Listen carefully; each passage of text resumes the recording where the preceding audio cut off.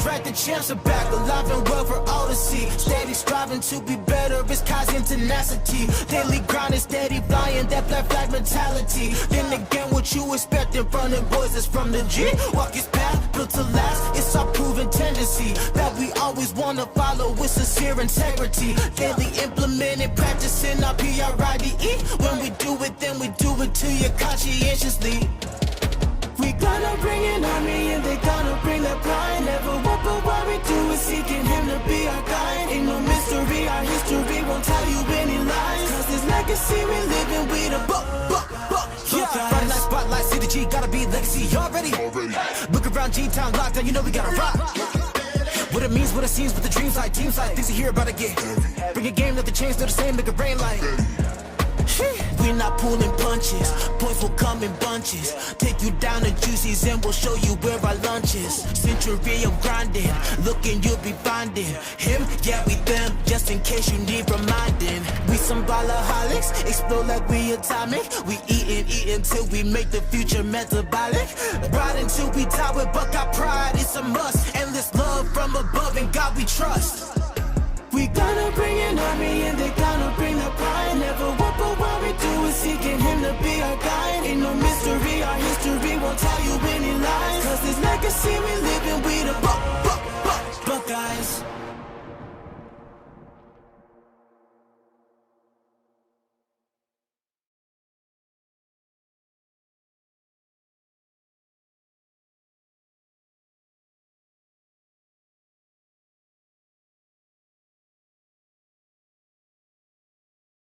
Give me a beat!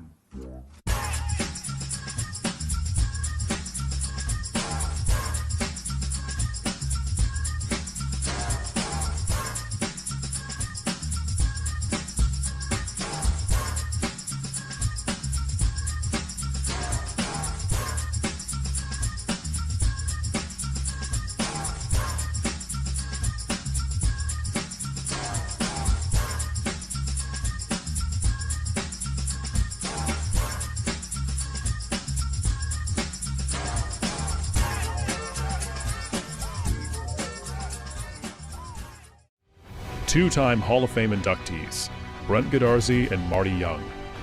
Back-to-back #1 trucking firm in the nation. Back-to-back best attorney and best law firm in East Texas.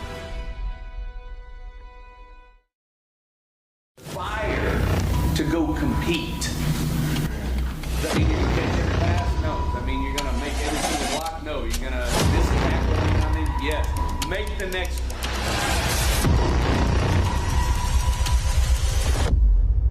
You are locked in.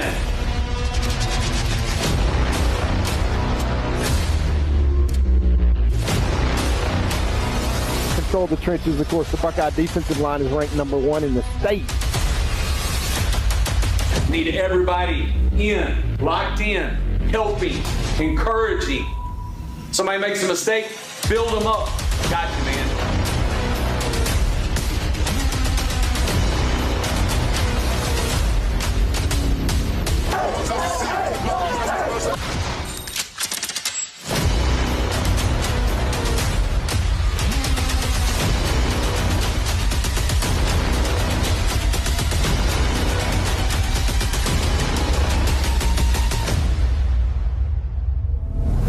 Big hole up the middle, to the left, touchdown Buckeyes. What a fantastic pass. They do complete it, but it goes nowhere as the Buckeyes swarm to the football.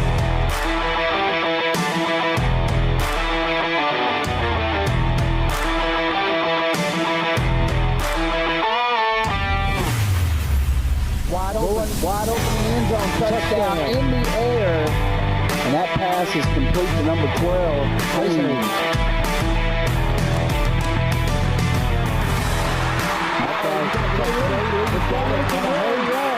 He's got to roll.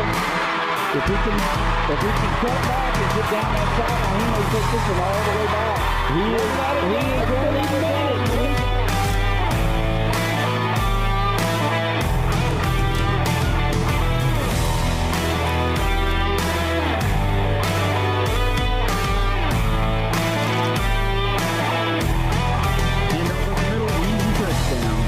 And that is on the legs of Horn.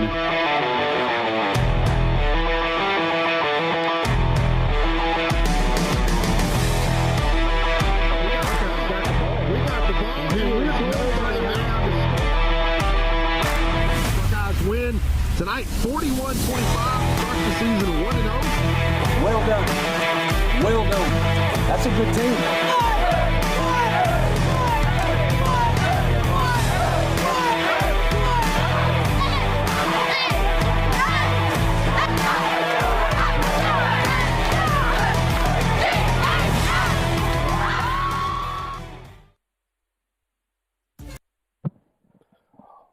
Welcome, ladies and gentlemen, to Jeff Traylor Stadium and Homecoming 2025, where your Gilmer Buckeyes get ready to take on the undefeated Lindale Eagles.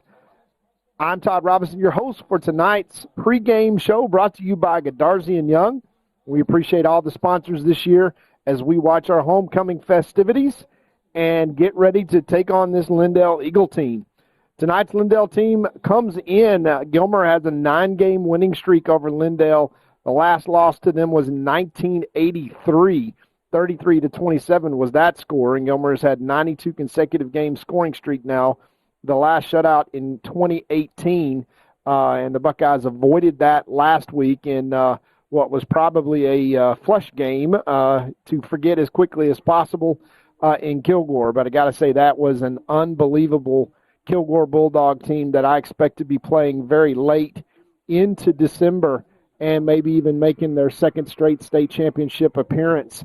They are ranked number 3 in Division 4A, Division 1, and are actually in the same district here as these Lindale Eagles. They come off a 56-49 win over the Van Vandals, who is a district foe of these Gilmer Buckeyes. And that was last week. That's their big rival school. 7 miles separate those two schools. And that is always the big rivalry. And Van fell just short in the last-second drive to these Lindale Eagles, who come into tonight's game undefeated. Their record was 6-6 last year, 3-3 in district. They were a 4A Division I area finalist. They returned 22 lettermen, 8 offensive starters, and 5 defensive starters. Quite unlike these Gilmer Buckeyes, who once again are going to be tested here tonight, punching above their weight class. With a 4A Division I team. Lindale players to watch, that is D.L. Caleb Walker. He's got 16 tackles and 1 tackle for a loss. David Lindig. Amelia Johnson, the running back. He's got 36 carries for 183 yards and 4 touchdowns. And then, of course, wide receiver Caden Fowler, 10 catches for 158 yards. These Buckeyes will come out tonight and be probably dared to throw the football as we go in. They got 3 seniors, 7 juniors, and a sophomore in terms of starters for the Lindale Eagles. So they are also a little bit of a younger team coming into tonight's contest. The series tonight, first meeting was in 1978. Gilmer won that 24-7.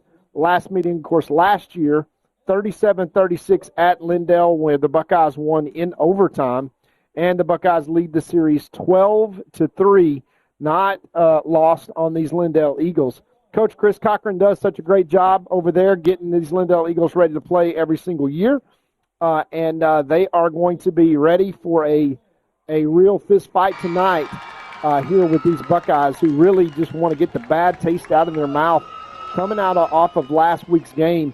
It was a 66-6 loss to the Kilgore Bulldogs in Kilgore. A couple of things kind of reared their head. One, was the bad snaps. There was over 60 yards lost in terms of snaps, and things just kind of started going downhill. Block punt. You had a special teams dropped punt in the end zone, and really just too big of a mountain for the Buckeye offense to overcome. And so it was kind of a story of a game that was kind of over by halftime. And then the Buckeyes just trying to kind of limp out and keep their already thin ranks in terms of injury, trying to really keep the numbers up. The Buckeyes will have some new faces tonight, some guys coming up to the varsity, but as Coach Metzel said during the coaches show and at the coaches lunch on Wednesday, quite purposeful as the Buckeyes schedule a unbelievably difficult preseason. Almost every preseason team the Buckeyes played are playing still after Thanksgiving in terms of playoffs, and of course Kilgore will definitely be expected to be in that group as well, as they're probably a favorite for a state championship in 4A Division I. For the Buckeyes, the chore is simple. Find the things you need to work on, expose them, and let's get focused on those before the big district competition. The Buckeyes will take on the Van Vandals and then the Pleasant Grove Hawks, who will also wind up being state-ranked. And out of this region, too, it is usually the Buckeyes, the Hawks, and the Carthage Bulldogs from Region 3 that will kind of be the favorites coming into 4A Division 2. So lots of football left to play for these Gilmer Buckeyes. Lots of learning, 11 new starters. The only one starter coming into the season was senior center, Chance Walker, that basically broke his leg coming into warm-ups of the Pine Tree game. And so this will be the third straight different starting lineup for the Buckeyes, although I will say that the Buckeyes have probably had a better week of practice this week than they've had all season, and really feeling good about things, and quite frankly, so are we. We've seen this script before as the Buckeyes square off against a list of opponents in terms of preseason that is very purposefully very good from bigger schools and also chock full of athletes. The Chapel Hill Bulldogs and the Kilgore Bulldogs, of course, lots and lots and lots of speed and athleticism. We won't necessarily see that here from Lindale. The Buckeyes will probably have the better athletes on the field tonight in terms of size, speed, strength, etc. But they are deep in Lindale. They're very well coached. They're right where they're supposed to be, and technically and fundamentally very sound football team. And as we've seen really the last 3 years, even the 2023 state championship team, the Lindale Eagles playing the Buckeyes down to the last play and really kind of playing the Buckeyes off their feet. I would really expect to see the same thing here tonight.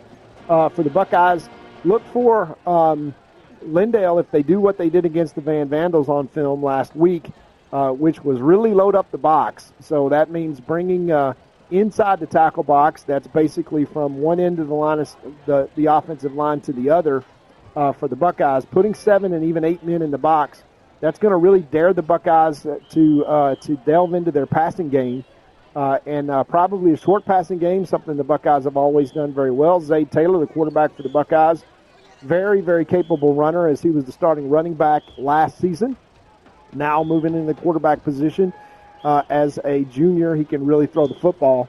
But, of course, the Buckeyes with that massive offensive line really want to establish the run and stay ahead of the chain. So this young Buckeye team really finding itself in terms of their identity, not unlike the last 4 seasons that we've seen with Coach Metzel very purposefully putting a preseason schedule together, or a pre-district schedule together, better said, that is tough. Again, the journey is the destination. That's the idea. And expose all of your weaknesses early so that you can get them fixed and get ready for the playoff tournament, which is really all that matters. Of course, nobody, including Coach Metzel, it was, as he self-described it, as a gut punch with that big loss to Kilgore last week, and with some of the injuries. They are really refocused this week and looking to come out here and put on a good showing and really attack. That is the word that he has used multiple times this week because adversity is going to come, and this is going to be a talented Lindale team. Also tonight, two of the top bands in 4A, military-style marching bands in the state of Texas, the returning state champion Lindale Eagles and the medalist Gilmer Buckeye Band will kind of go at it stride for stride tonight in the halftime show. So two proud communities in Lindale and in Gilmer, a little more people in Lindale School. They're Division I in 4A with the Buckeyes. They are Division II. And in that sense, the Buckeyes kind of punching above their weight class as normal for this time of year, all purposeful, and the Buckeyes expect to come out tonight, obviously, and have a much better showing than last week in Kilgore for this homecoming game, but very definitely want to be focused and try to win every down. And so we look forward to them getting, as Coach Metzel said, this taste out of their mouth. They were really looking forward to playing quickly and playing as fast kind of as they possibly can, and really kind of getting a rhythm down and becoming very engaged in this game from the first snap. So as we have the first school songs and then the teams will come on the field, we have had our homecoming festivities. And we expect a great big juicy halftime show with all the mums and everything else on display tonight here. Homecoming in Gilmer at Jeff Traylor Stadium. Your Gilmer Buckeyes get ready to take on the Lindale Eagles. We'll come right back with the voice of the Buckeyes, Jeff Rash, our pregame show. And we'll recognize a few of our sponsors and come right back and get this kicked off. We'll be right back. Two-time Hall of Fame inductees, Brent Godarzi and Marty Young. Back-to-back #1 trucking firm in the nation. Back-to-back best attorney and best law firm in East Texas.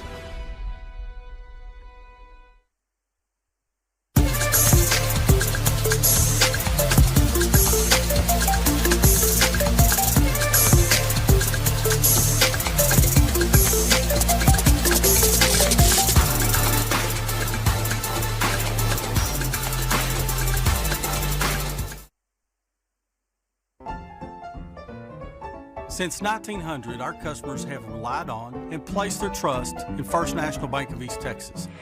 Today, we remain committed to earning that trust and serving the needs of families and businesses throughout East Texas. Because time never stands still, you can depend on us to meet the changing needs of future generations for the next 125 years. You can bank on that.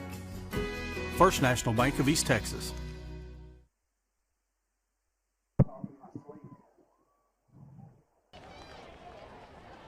Back to the action here at Jeff Traylor Stadium, Homecoming 2025. Boy, that sounds so crazy to say, but here we are, Homecoming 2025, where your Gilmer Buckeyes get ready to take on the Lindale Eagles, who come into tonight's contest undefeated. Coach Chris Cochran has got Lindale coming off of a big rivalry win last week against the Van Vandals, district foe of the Gilmer Buckeyes. And the Buckeyes, of course, looking to even their record at 2-2 tonight, punching above their weight class as usual for the preseason. And Jeff Rash, as these Buckeyes take the field, I can tell you this is probably the best week of practice that they have had. I know that they do not like the taste in their mouth after that 60-66 defeat. Really kind of disappointed in the way that they played, but really it was kind of one of those waterfall things last week that once the bad things kind of started to happen, it was hard to kind of recover. And as Coach Metzel's preached all week, when that happens and you get adversity, you attack. And so that's what they're looking to do tonight. And these Lindale Eagles are a different matchup, Jeff. Look for them to come in, stack the box, dare the Buckeyes to throw the ball. With this identity of this Buckeye team wanting to run first, I think first downs are going to be critical, and possessing the ball is going to be critical. They don't want to keep their defense on the field, the Buckeyes, especially in the front offensive line, tinkering with their offensive line and returning big number 56 Hagler back to strictly on the defensive side of the ball. So starting to settle into the season, Jeff, with this young team identity, understanding where everybody's going to play, what everybody's roles have been. And as the Lindale Eagles take the field, they look to come in and really kind of get some revenge, as the Buckeyes really have owned this series, especially the last nine years. And there's nothing more than Chris Cochran and these Eagles would like to do than to come in here and ruin this homecoming for the Buckeyes. But for the Buckeyes, they are foaming at the mouth and just ready to play. And after last week, they just want to get that bad taste out of their mouth. Yeah, and Todd, here's what I want to point out to everybody. I know everybody was shocked with the score last week, and no one guys fans, but I want to point out something to you. I think Joe was telling me that we've been beat, had 60 points scored on us in school history, 107 years of football, only 10 times. But 2 of those were in the year 2023. And right here, around this time of season in 2023, Pleasant Grove came into this stadium and beat us like a drum, just like happened last week. And guess what happened at the end of that year? State title. We went on and won the state title. So don't ever judge a season by a game. You have those off games. We played a great team last week, and we were having obviously a terrible night. That's the only way to say that. But I wouldn't write them off at this point. I don't think that'd be the wise thing to do. This coaching staff this season, they know what to do. They know how to make adjustments. We're fighting through some injuries last week. Those are getting better. Not to make excuses, but the fact is that Pleasant Grove, we had the same thing happen. We had 2 teams score 60 points out of the 10 times that's happened. 2 of them were 2023, and we went on to win a state championship. So don't write them off yet, folks. You never know what's going to happen as we watch this season unfold, and it's the reason I love this game so much. We're going to go down to the field for our national anthem. Representing the U.S. Guard, John Hildebrand. Presenting the U.S. flag, Oriol Santiago. Presenting the Texas flag, Daniel Gorstieta. And representing the Texas Guard, Tristan Jones.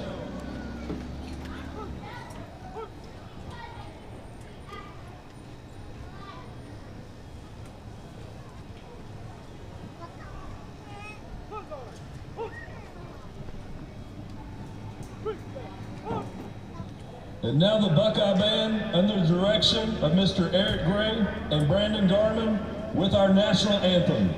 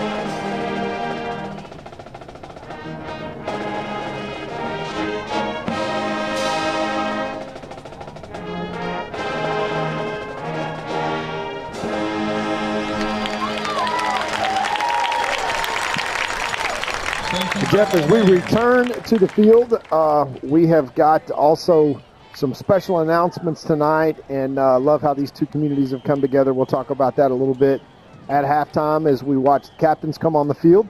And the thing that Coach Metzel's talked about all week, Jeff, is that adversity is going to come, especially when you're playing up and you're playing teams that are effectively they got more kids than you. They got more depth than you.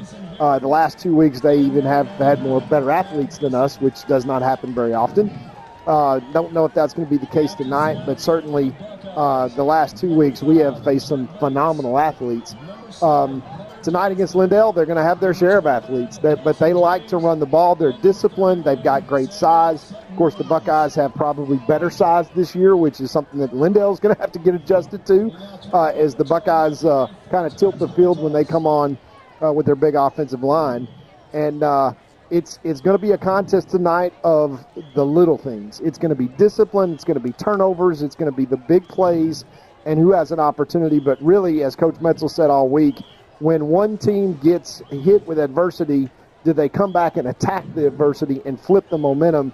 That's a skill that is learned, and for this Buckeye team, the last 6 quarters, they really have not been able to do that, and that's really what Coach Metzel wants to focus on tonight, as Lindale has won the toss and deferred, and the Buckeyes will receive and go on offense first. So already the Lindale Eagles have seen enough film to say we're going to try to get pressure.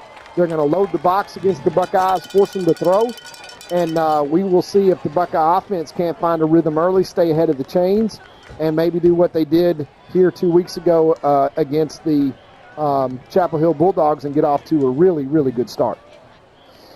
Well, that's the hope, Todd, obviously. I mean, again, you can't understate, this is all preseason stuff where we've said it all week, or all year rather, that the first teams we're playing, the first 4 teams we're playing, 5 teams, right, is Division I. Yeah, or 5A. Or 5A. So, I mean, you're punching above your weight class.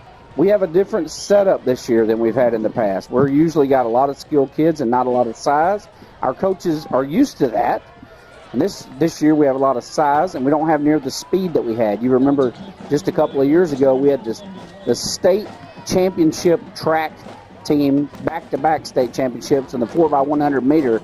We had a 10-1, 2 10-5s, and a 10-8 on that team. And we don't have anybody, I think, now that's sub-11. Yeah. So, I mean, you don't have the same skill. So the coaches are having to adjust to how do we coach a big team instead of a fast team.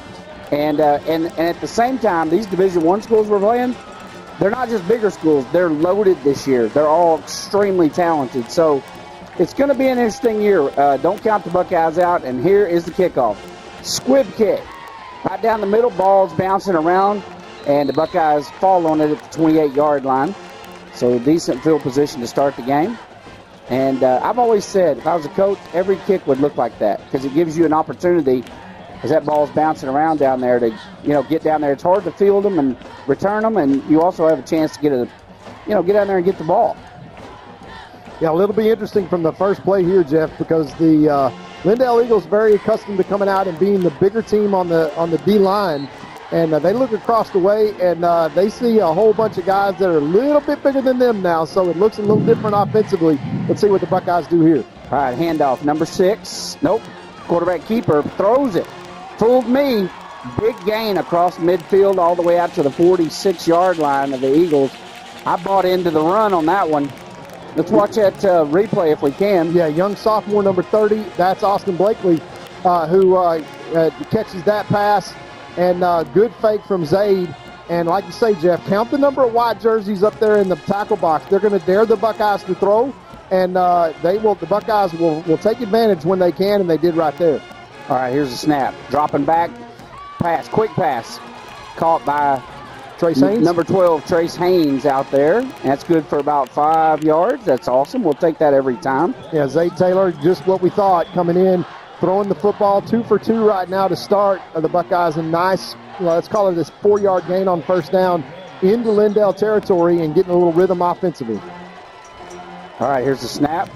Fakes the handoff. Another pass. This time Solomon Jackson. And a nice tackle there by the defensive corner. But Solomon does get out past the 40. That's going to be 3rd and 2 for the Buckeyes. They're moving quickly. Just quick momentum.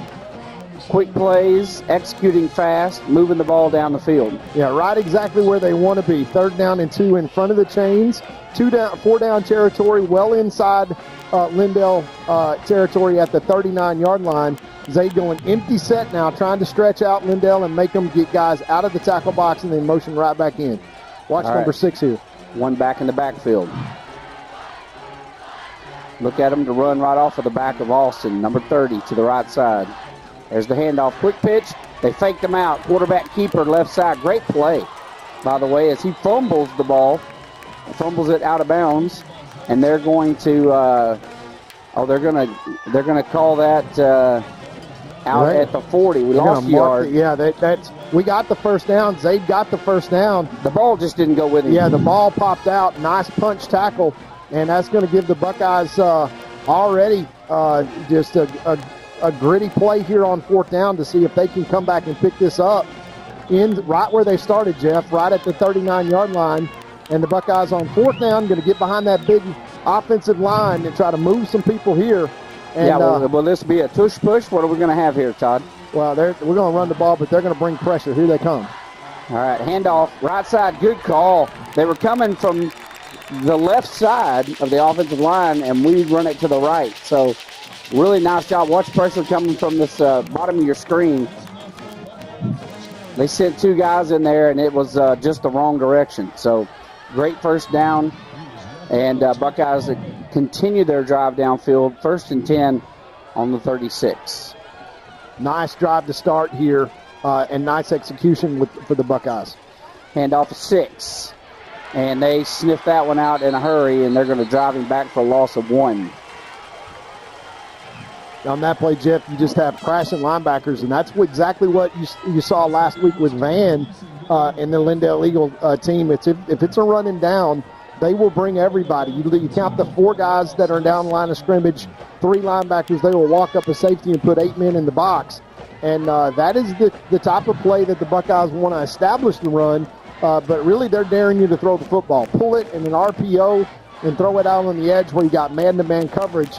You look at the 2 to the near side here, the 2 receivers only have 2 men of them. Single high safety, that means they got 1 extra guy in the box. All right, dropping back to pass. Launches one downfield, and he reels it in. And did he get in the end zone? They're going to say it's a touchdown. He did get in. Referee had to think about it a minute. Watch this. They're coming hard. Watch them bring in pressure. Zay just throws a beauty. That's Trace right Haynes. Downfield, and Haynes runs under it. And, yeah, he easily got into the end zone.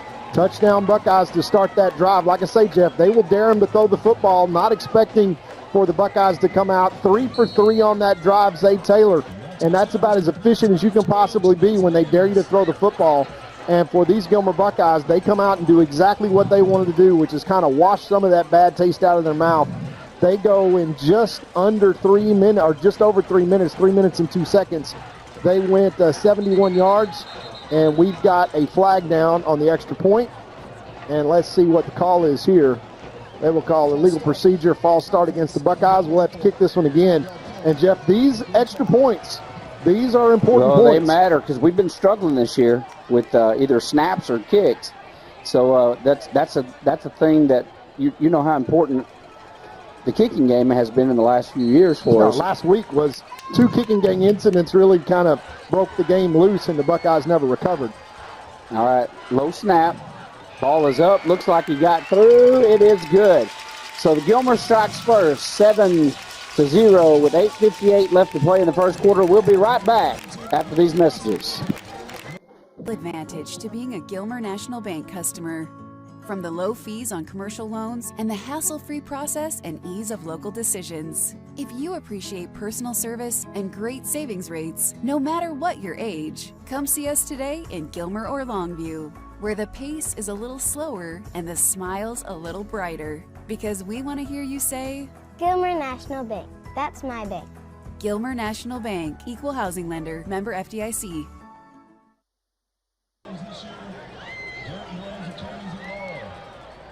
All right, back to Jeff Traylor Stadium. Gilmer Buckeyes get on the board first and quickly. 8:58 left to play in this first quarter, and Gilmer's on top 7-0. So that's exactly the start that they wanted, and it's psychologically the start they needed. Absolutely. 71 yards, 7 plays, 3 first downs, and 3 for 3 for Zay Taylor, plus the touchdown pass of 39 yards to Trace Haynes. And that's exactly what you need to see as the Buckeyes are going to kick off and try to get the ball back here. All right, big kick, and that is going to hit the ground into the end zone and bring it back out to the 25-yard line, as we will see what the Eagles have to offer tonight offensively. And let's see if that big defensive line can get the penetration they need, Todd, to pressure the quarterback and mess up a run before it has time to develop. Well, on the offensive side of the ball, Jeff, when you look at the quarterback, David Lindig, he is a quarter miler, runs a 48-second quarter mile. He is big, strong, and athletic. And for Lindale, it is kind of a mirror image of the Gilmer offense. They want to try to run the ball, but everything starts and stops with Lindale, their quarterback. All right, trip receivers to the right side. They hand off to the back to start this series. They're going to pick up about 3 yards, 2nd and 7. And you'll see the Buckeyes once again with a 3-down odd front, trying to kind of keep the pressure off. Once again, some injuries for the Buckeyes. Kind of got a thin out, but Tyler Hagler, who is thankfully not injured with his knee, is going to be back on the defensive side almost exclusively, anchoring everything. Two-back set, and they come humming around the corner and get up pretty good run there. Not quite to the first down marker. It's going to be 3rd and 1. And that's called 21 personnel, 2 backs, 1 tight end, as they run to the wide side of the field and get 3rd down and 1. And, Jeff, really similar to the Buckeye offense, that's what Lindale wants to see is 3rd and manageable. But if the Buckeyes can force a negative play here deep in their own territory, look for them to punt the football. So penetration here is going to be a big watch for Davion King and Big Hagler at the nose tackle position, try to create some havoc. All right, handoff up the middle. And he does a good job of getting that first down, finding holes. You notice the defensive set that the Buckeyes ran right there. 4 down linemen, 2 linebackers. They're sending number 5, Jet Bates, who normally plays defensive end, back in that linebacker position. I like that. Yeah, and that's due to some injuries. That's not going to stay like that forever. He's normally at his defensive end position. You've seen Trey Lee also play some linebacker position with his DN. But the heart and soul is Hagler, and getting him back every snap on defense. He played center last week because we just had to have him. We will kind of get things balanced out a little more when he is able to perform consistently. Number 6 around the left side, and he is showing his athleticism as he comes running around the end for about a 12-yard gain and a first down as they get across midfield to the Buckeye 45. Yeah, just lost contain there as we had a chance to tackle him in the backfield as we watched the replay here. As right here, we've got a shot at a tackle and don't make the tackle. And then there's nobody home at the cornerback position because we get caught playing man on the back end. And so when we dare them to run and they run and they're in 1 back, when they got 2 backs, they got 1 extra guy to block. Right now in 1 back, we got to make the tackles when we have a chance. All right, from the shotgun, quarterback rolling to the right, and that is broken up. Great defensive play there. I'm trying to see who that is down there.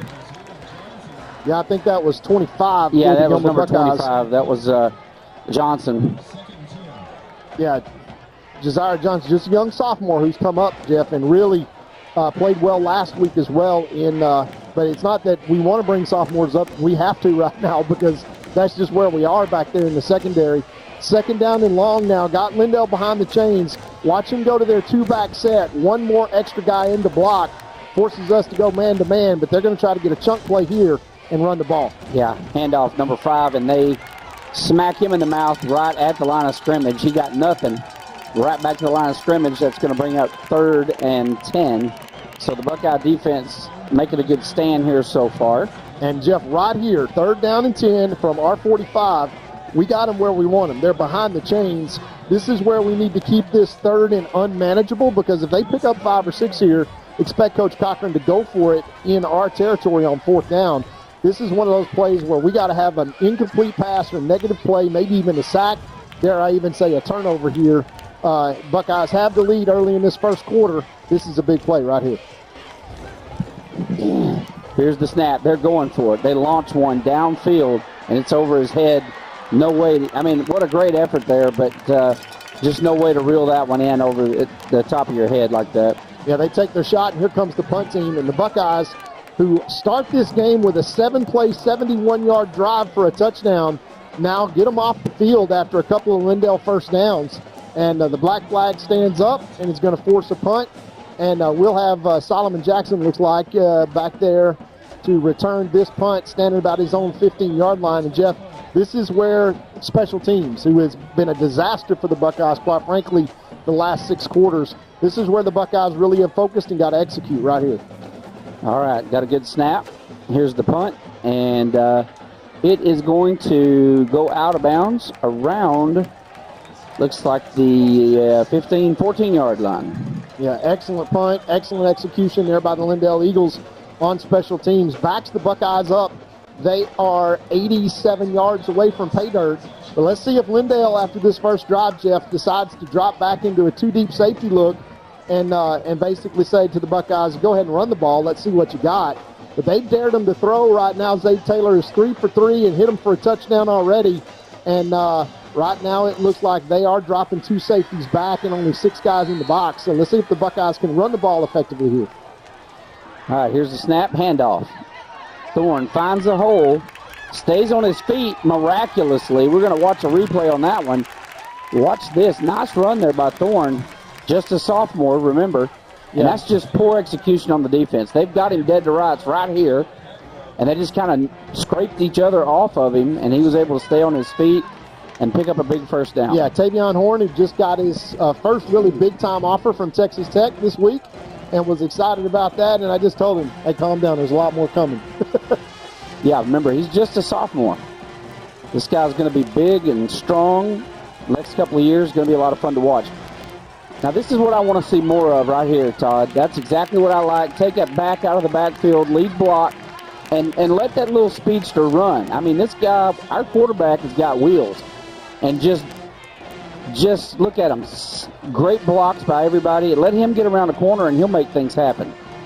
Yeah, the best running back on our team last year as a sophomore, Zay Taylor, shows his wheels and picks up 9 big yards on first down. Jeff, this is exactly what the Buckeyes want to do to their opponents. They want to stay ahead of the chains. They want to have great balance on offense, defense. Whatever you decide to do, whatever opportunities you give them, if you load the box, we'll throw it. If you empty the box, we'll run it. And they are executing very, very well right now. All right, got some pressure, able to dump it out to number 30 around the right side, and look at him take off. Down the field, he scampers, and that is my good friend Austin Blakely right there. And I'll tell you what, Austin's a pretty thick kid. I mean, he's got some wheels behind him, and he's got some size behind him. I'd like to see them get the ball in his hands more often. Yeah, Jeff, that's 2 sophomores back there in the backfield between Horn and Austin Blakely.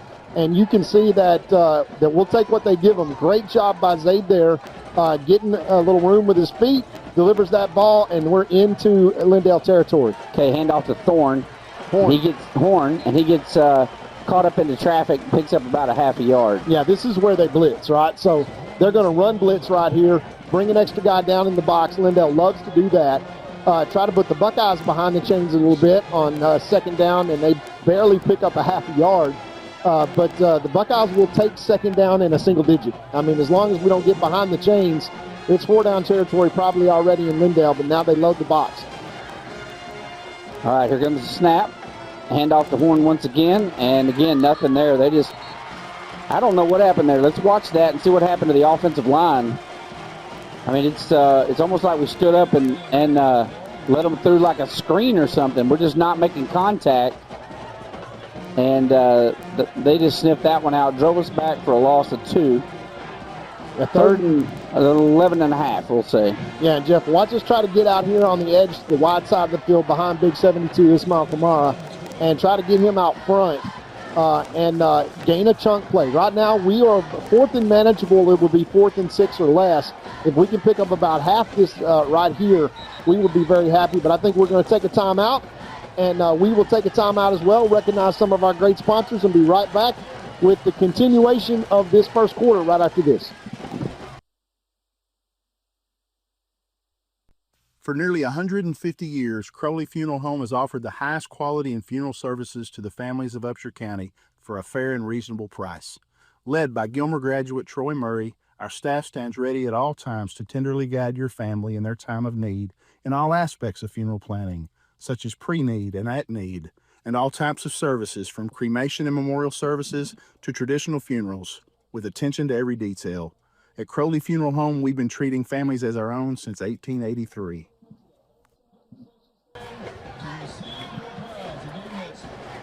Back to the action here in Jeff Traylor Stadium. 3:33 left in the first quarter. Buckeyes lead 7-0. We want to thank our stadium sign sponsors new this year for our booster club, Gilmer National Bank and Paul Wilson, First National Bank and Kyle Bowden, Garrett and Glaze Law Firm, Joss and Jordan. Next Gen, Danny Watkins, AC Contractors, TDR Contractors, Crowley Funeral Home, and our good friend Troy Murray, and Texas Real Estate Executives Vicky and George Wolf. So thank you guys so much for your support and these beautiful sideline signs that we have out here outside the 20s. I love it. It really makes us look fancy coming in on Friday nights. All right, here we go. Buckeyes from the shotgun. Rolling to his left. Heavy pressure. And Taylor is going to be forced to run. Lowers his head and picks up an extra 4 or 5 yards. Nice run. And puts him into really manageable fourth down. It's 4th and 3. This is exactly what happened in the first series. We had a 4th and 3 series basically in the same spot, Todd. Really was. And so this is kind of deja vu all over again. What will they do here? Well, I think we try to get the ball out. If we try to suck them, if they're sucking up and getting guys penetration, just exactly what you've seen to Austin Blakely before, or we'll try to get something behind Big 72. You notice Tamara there with 2 down linemen, an end on the outside and a tackle right underneath him, and we got to try to blow a hole here. All right, they're going to go to the air. Taylor picks him up. Solomon dodges one tackle, gets all the way down to the 20. Now that is executing under pressure. Yeah, not an incomplete pass yet, Jeff. That's 5 for 5 for Zay Taylor, who's really come out here and put on a clinic.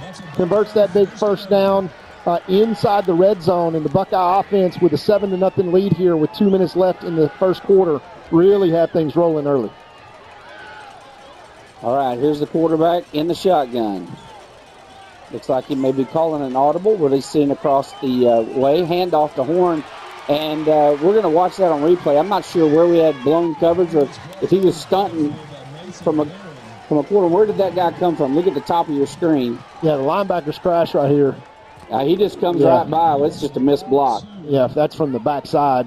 He actually comes all the way from the right-hand side for a 2-yard loss. The Buckeyes will notice that upstairs, and that's going to be something that they adjust to 2nd and 12. But Chris Cochran there will take his shots early on and try to get the Buckeyes behind the chains, and they will live and die with the pass at this point and dare the Buckeyes to throw the ball. All right, they're going to throw the ball. He's going to step up. He sees some grass, and he steps up and picks up about 5 positive yards. It's going to bring up 3rd and 8, 3rd and 9. Maybe he got 4 yards.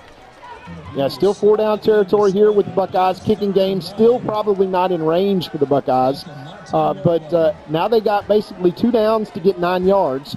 And that is the thing with Zay Taylor, Jeff, that he brings to the table, is that he can make plays with his feet and picks up a nice little 6-yard gain there to make this 3rd down and 9 into something that's a little bit manageable when we got 2 downs to pick up the first. One of my favorite plays is a broken play. Taylor has to dump it, and he just doesn't have time to get it out there. Horn got a little too much distance from him out of the backfield. It was also well covered from a defensive side, so... Yeah, they're blitzing. And we are going to try to kick a field goal here, Jeff. So I'm really surprised by this. Probably right at our range here. Our kicker, number 32, who really got a good kick. If you look at what we did during the last extra point, Miguel Castaneda, the senior kicker that is going to come in and attempt a 36-yard field goal here. Well, we've got to have a perfect snap, and that's where we've been struggling right here. See, he was a little bit behind him. See, he's not going to get there. So it throws that rhythm off. You see how the snap is to his right. He has to pull it around, and the kicker comes into motion, and then he has to pull up, and then he doesn't have all of his leg coming through the ball. So Buckeyes missed the extra point, or the field goal attempt, and that is going to be turnover on downs with 51 seconds left to play in this first quarter. Yeah, dominated by the Buckeyes this first quarter, but you certainly would have liked to finish that drive off with some points. As you see, Coach Cochran over there with Lindale, he picks his spots to kind of bring those blitzes and kind of run blitzing on first down has been his pattern in the last 3 downs. And we've burned him with that Austin Blakely pass out to the flats on a couple of occasions and really been able to move the chains. But that drive stop right there with no points really kind of gives Lindale an opportunity to get back in this ball game here to end the first quarter. They got it 1st and 10, 80 yards away from the Buckeye 20. And now this black flag needs to get him off the field again. All right, here's the snap. Handoff left side, number 5. And he is lowering his head and just fighting for good yards. Nice run there by number 5 for a 8-yard gain, 9-yard gain. Yeah, and that's second and 1. That's what they want to do on first down behind their big defensive line, and they ran right at Hagler there and triple teamed him and unable to make a pile.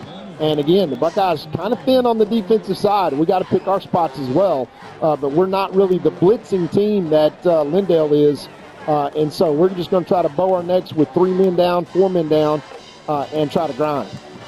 Handoff 5, once again, big hole to run through.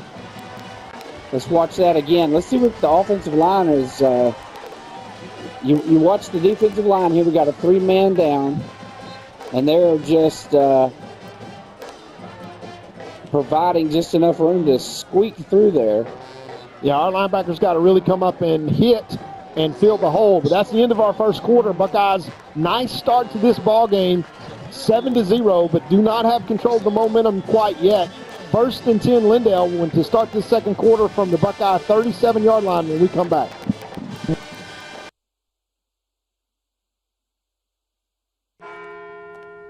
At Farmers Insurance, we've seen almost everything, so we know how to cover almost anything, even a rock and wreck.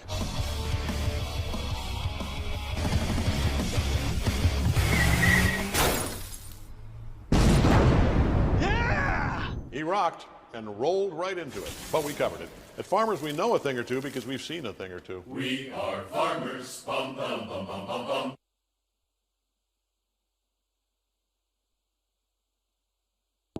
All right, back to Jeff Traylor Stadium, and we are starting the second quarter with Gilmer in the lead, 7-0. Gilmer did dominate that first quarter, as you said, Todd, even though we weren't able to convert points on that second possession. Yeah, and Jeff, we talked about it, time of possession. We had 17 offensive plays in that first quarter. They had 9. So we really dominated the ball with 2 drives to their 1 and played the style of football that we want to play here with this 2025 team, dominating time of possession and really driving. But to your point, Jeff, we got to execute and finish off those drives. If this was a 14-0 lead right now, it would be a totally different feel. Right now, Lindale just picking up a first down is still very much in this ball game. And the Buckeye Black Flag needs to find a way to hold them in their territory and maybe even get a turnover here. All right, tight set. Handoff, number 6, coming around the right side. Gets behind his blockers, does a great job bouncing outside. Down the field, he scampers, dodging tackles, and that is a great run all the way down to about the 18-yard line. And that was a well-executed play. Yeah, that's called lose contain. Yeah, you see our this cornerback out there that gets tied up there, and all of a sudden that's number 17 or 27 that our cornerback doesn't come in and turn the pitch up. That's kind of back to our era of football, Jeff. That's called student body right. They get leverage out there, and we don't contain, and they break that one for a big play inside the red zone. Lindale now in business, setting up 1st and 10. Here's the snap, dropping back, pass open across the middle. Stays on his feet, driving his feet, headed to the end zone, gets down to about the 2. And that was just a great effort there, second effort by the receiver. Yeah, there we do try to bring a blitz and bring some pressure, but it doesn't work. They just run a sit-down route from the tight end who just runs 5-yard little curl right in the middle of the field. The referee actually made a good tackle on that play, Jeff, as the umpire kind of gets in the way. And now we've got the Buckeyes that are trying to get men on. And we've got plenty of time to be able to do that because they have switched men out. So we will go to our goal line package now, and they're gonna bring in the beef package too, Jeff. So this is just going to be a collision in the middle of the field to see if they can out-muscle the Buckeyes and get this in the end zone. All right, handoff number 5, and look at here, Buckeyes do a good job of stopping that. Hagler got in there. Lost his helmet, of course. Yeah, that's it. He's good for 2 or 3 of those a game. Yeah, we have got to figure out a way to keep his helmet on. Maybe some duct tape or some rubber bands. Look at that hustle by Hagler. Yeah, he made a great staying play. Low and getting through there. That's why he's been looked at by several schools. Made a great play. We just got to figure out a way to keep our helmet on. Look at the size of these 2 backs that's leading this tailback. Timeout now from Coach Metzel. They were about to pass. Did you see that? Yeah, and they were about to throw the football. We decided to call a timeout so we could get Hagler back on the field, and we'll take a timeout as well and come right back after these messages.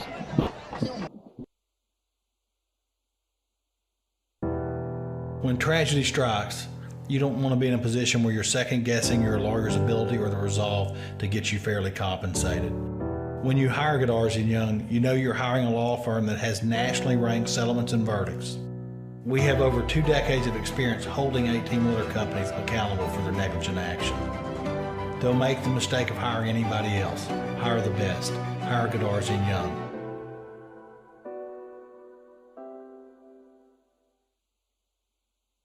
All right, we are back, and we are on the 1-yard line. Buckeyes make one good stop on first down. It is now 2nd and 1. They were going to throw the ball, I think, this last one. It looked like the quarterback was going to roll out. Yeah, it'll be interesting to see if they try that again. They're given the same set. Yeah, 2nd and 1. They've got their beef package in. We've got our beef package in. It's all about penetration. They got basically 0 splits, which means they're foot to foot down there. Let's see if they're going to try to get it outside again or if they're going to go up the middle. They are going to go up the middle, and they get it. Touchdown, Eagles. So Lindale comes back and answers as the Buckeyes on that last offensive drive, unable to get points with a field goal that falls short. And Lindale, behind that big lose-contained play around the right-hand side, gets themselves back into the game and it goes 80 yards here. And I think it was 6 plays and 3 first downs. Extra point left to come to try to tie the score with 10:24 left in the first half. All right, here's the snap. Kick is up, and it is good. So it is now 7-7 with 10:24 left in the second. We'll be right back.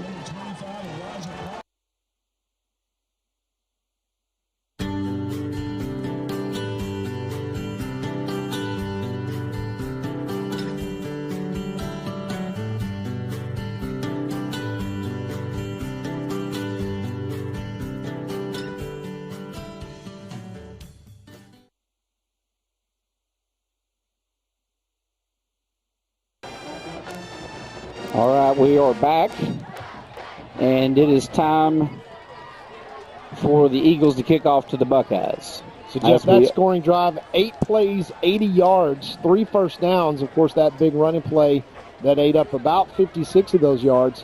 And now Lindale will kick off to the Buckeyes once again, who find themselves having played the exact first quarter that they wanted to play, Jeff, but unable to capitalize. We said there's 2 evenly matched teams tonight. We expect for it to come down to little things, right? So unable to capitalize on that 3rd down play deep in the drive for the Buckeyes, where on the drive before, we pick up a 4th down and we pick up a big 3rd down, put it in the end zone and score, and unable to do that on the last drive and then give up contain. All right, here's a squib kick down the middle, and Buckeyes are able to fall on it at the 34-yard line. So good field position here to start out for the Gilmer Buckeyes. So let's see if this offense, Jeff, who's come out and done an outstanding job in the first quarter. Again, Zay Taylor been perfect passing as the Lindale Eagles really trying to force the Buckeyes with loading the box with throwing the ball. And Zayd's been able to do that very well, hitting a long pass to number 12, Trace Haynes. And look at all those white jerseys up there. Here they come again on first down, Jeff. Yeah, they are loading the box. Look at that up front. Handoff. We're going around the right side, and that's probably a good call when they've got that many in there. And a big shot by number 14 from Lindale to number 6, Horn. Horn's able to pick up 4 yards. It'll be 2nd and 6. Just watch this guy coming out of the secondary and lays the wood to Horn. Yeah, hey, we'll take 2nd and 6 all day long and twice on Sunday as we move the ball out to the 39-yard line.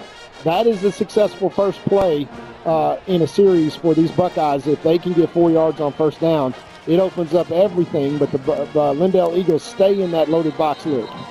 And luckily we have that one blown dead as the snap goes over the head of Taylor. That's a false start that'll back us up. It repeat 2nd down, but now it's going to be 2nd and 11. Yeah, that's the kind of thing that we do not want to do, is put ourselves behind the chains after a good pickup on first down. And they shift right before the snap. And that's something that the Buckeyes practiced all week long. You notice that 4-man down and they will shift right before the snap. Another high snap, and it leads to a sack in the backfield as they stunted from the left side, the right side of the offense, and that is going to be a big loss of down right there as Taylor has to bounce up and pull that one down. Watch coming from the bottom of your screen. Number 33 just leaks around there and gets a sack. Third and 16. Now, that's the thing that we cannot have happen is that we get behind the chains this far because now they will bring pressure. And that's 2 self-inflicted wounds. This is the stuff that in the last 6 quarters prior to that quarter, Jeff, which was a really good quarter for the Buckeye offense, bad snap creeps up, pre-snap penalty creeps up, and we've got 3rd and 16. Very, very difficult for this offense to recover from that. Let's see if they can execute here. All right, Taylor drops back, forced out of the pocket. Going to have to run, and they're going to get him again. Another loss of down, and that is a great we got a flag on the play. Probably going to be a hold against the Buckeyes. So that is going to get probably denied. I don't know. It's going to be 4th down. It'll bring up 4th down.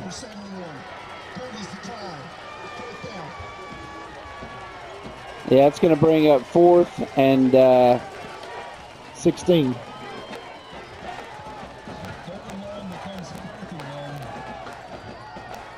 And the Buckeyes will punt for the first time tonight. And again, that's just kind of a disastrous series for the Buckeyes with a bad snap, a pre-snap penalty, and then a holding penalty. All right, here's the it's a good punt. They're putting a little bit of pressure. He's going to, he acted like he was going to pick it up. They're getting. It seems like they're getting through. You know, we talked about special teams earlier. You notice, on that punt, we had 3 guys getting back there putting a little bit of heat on the rushing that punt. He got it off. It was a good punt, but it's like we're not picking up our blocks from the 3 back guys the way we should. We need to really keep an eye on that.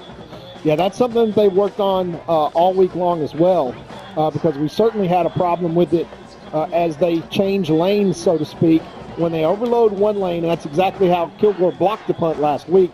Obviously, Lindale's watched that film. But right now, Jeff, 8:29 left to play in this first half, 7-7. And the Buckeye Black Flag defense needs to find a way to get Lindale off the field right here. All right, here's the snap. High snap, handoff, number 5. Big running lane on the right side. Stays on his feet. And, I mean, this guy can run the football. That is a 14 or 15-yard gain and a first down. Well, watch our safety come up and hit him in the hole, and we just don't wrap up and tackle. Watch right there. We have a missed tackle. Then we have a second missed tackle by the linebacker. And when you got good backs that are going to just keep their feet moving and try to run through those arm tackles, the Buckeyes have to come up from the secondary and tackle. That's not a defensive line problem. That's a fit problem to come in and tackle well. And first down turns into another first down for the Lindale Eagles. They'll run the ball until we stop them. Handoff, 5, and that was a snap that the quarterback had to rotate his body all the way back around. It threw off the timing of that run, and Buckeyes able to capitalize, get in there, and drop him for a loss of 1. Yeah, big 44 Davion King comes in and really kind of shuts the door. 2nd and 11. Now, this is where Lindale does not want to be, but for the Buckeyes, these next 2 plays for the Black Flag are pretty big because this is going to be a possession game. What I mean by that is that possessions will be limited. They're going to run the football on both sides. So when you got a team in 2nd and 12 in their own territory, we got to find a way to get them off the field. And this is an important down right here for the Buckeyes to be able to get some penetration and to create a negative play. All right, boy, that was a good call for the stunt we pulled around the right side. We were coming from the bottom of the screen, coming on the right side, and they ran it over to our left. Watch a horn, number 6, coming from the backside, and they just run away from us. Yeah, brings up 3rd and 1. And once again, this is a play right now where we need something to break for us. So we've got to get either a pre-snap penalty or a bobbled snap or something to happen here because we can't let just the simple running game and Lindale just kind of power the ball on us and continue this drive into our territory. Yeah, you got, again, number 6, Horn, who is our back. Quarterback dives for the first down. Our running back, you want to keep the running back's legs fresh, but it's been necessary to bring him in a linebacker position. Yeah, we just don't have the depth this week, Jeff. We've got too many people hurt, and that's not an excuse, as Coach Metzel would say. That's an opportunity for everybody to really kind of get in shape and play 4 quarters here. We got a lot of guys going both ways. This is where Lindale knows that they've got an advantage, and with that big offensive line, look at all those white helmets lined up. They are going to kind of line up in a line and come right at you, and that is part of their strategy as well. All right, quarterback keeper on that left side again, and he shows his toughness as he falls forward for a gain of 7. Yeah, we talked about it before. He is a 48 second quarter miler, and he's just a big old strong guy, and he will come in and try to put his head down and get all that he can get. And for those that are not track fans, that's a 48 second quarter mile once around the track is blazing speed. That's like probably be at state. Yeah, that is in strength, right? I mean, you got your quarter horses, as we call them, that are those kind of athletes. It's the worst event in track. It is the man sport. So this guy's tough. Handoff up the middle. Buckeyes, look at him. They got their hands on him, but he's driving his legs where he should have been down. He's picking up 4 more yards just by that second effort. Watch this guy. We got him dead to right, held up. We got to be able to drive him back once we get our arms around him. Look at this. We got 3 guys around him, and he's able to keep driving forward. No, and that's what happens when we're putting in a position where we've got 3 down linemen, not 4. And we walk up a defensive end on this play and try to remedy that. And this will kind of dare Lindale throw the ball. Back's coming out of the field. Quarterback fumbles the ball. He just literally throws it back to pass, and it just slips right out of his hand. This is unusual. You don't see this very often. Watch this. Yeah, he rears back to throw, and it comes right out the back door. Is whoop. that could have been a good turnover for the Buckeyes, but he has the presence of mind to pick it up. Yeah, this lost is 8 yards. This is a huge opportunity for the Buckeye defense to find a way to create another negative play here, and maybe even force Lindale to punt the ball. 7-7 tie, 4:02 left, Jeff. We've got an opportunity to get the ball back and score one time and kind of maintain serve, because remember, Lindale's going to get the ball to start the second half. This is a big series right now where Buckeyes not only need to get the ball back, but with enough time to go score. All right, fakes the handoff, pass complete across the middle, and that's going to pick up about 10 yards, 11 yards, and that's going to be 3rd and 7. Yeah, they cut that deficit in half, and now they got themselves back into 4-down territory, and I don't know if they've got a kicker or not, but once again, the Buckeye Black Flag defense needs to stand up here and create a negative play for Lindale, and Lindale has shown their ability to just kind of lean and run the ball, and that's what they want to do. They want to take 3rd down and 7 and turn it into about 4th down and 3. All right, motion, handoff, number 5 up the middle, breaks free. He's going to take this one all the way to the house. Now, once again, just fit problems there for the Buckeye defense. They just run that right up the gut. And from a linebacker standpoint, you watch it on this play, the linebacker there is going to run right by the tackler right there and miss another tackle from the linebacker's standpoint. And that leads to a Lindale touchdown. And so with 3 minutes left, Lindale takes momentum and takes the lead. And for the Buckeye defense, they have got to come up and tackle well, because as Lindale shows, once they get into the second level, Jeff, they are hard to bring down. All right, here's the hold, and the kick is good. It is now 14-7 with 3 minutes left to play in the first half. We'll be right back to see if Gilmer can even the score going in at halftime. Coulter and Gary Vestal are your Gilmer Edward Jones financial advisors. We're all about financial investments, but we also value the investments of time, patience, and encouragement our young athletes receive from their coaches, teachers, and mentors. That's why Chad and Gary are proud sponsors of our state champion Gilmer Buckeyes. Call 843-2023 or 843-5794 or visit edwardjones.com for all your investment needs. Edward Jones, member SIPC. Back to Jeff Traylor Stadium, where the Lindale Eagles take a 14-7 lead on a 9-play, 70-yard drive that is capped off by converting what was a 2nd down and 18 with a fumbled snap that we thought 4 first downs, Coach Rob tells us, in that drive. And now it's up to the Buckeyes to find an answer here with 3 minutes left. They are going to kick the ball deep. It's going to bounce and be fielded about the 12-yard line. And he's going to be well covered and tackled immediately. The Buckeyes are going to be 83 yards away to start this drive. And 2:54 left with, let's count the timeouts. The Buckeyes have 1 timeout remaining. And the 2-minute timeout. I said that right, correct, guys? Yeah, you said it. You did well. 2-minute timeout. So plenty of time for the Buckeye offense to come out and even this score coming into the second half. But the Buckeyes are going to have to execute. That last drive, starting with a penalty, that's 2nd and long is not where the Buckeyes want to find themselves. Got to execute on first down. All right, here's the snap. Dropping back, looking downfield, forced out of the pocket. Dumps one over the top of the secondary, and that is a 15-yard gain, first down. And he just put a little bit of touch on that one. Did you see that? Yeah, nice play there, number 1 by Zaid. And watch Ismail Kamara kind of take out 2 guys back there in the backfield, and Zaid gets lost kind of behind that big 72, steps up and delivers a strike.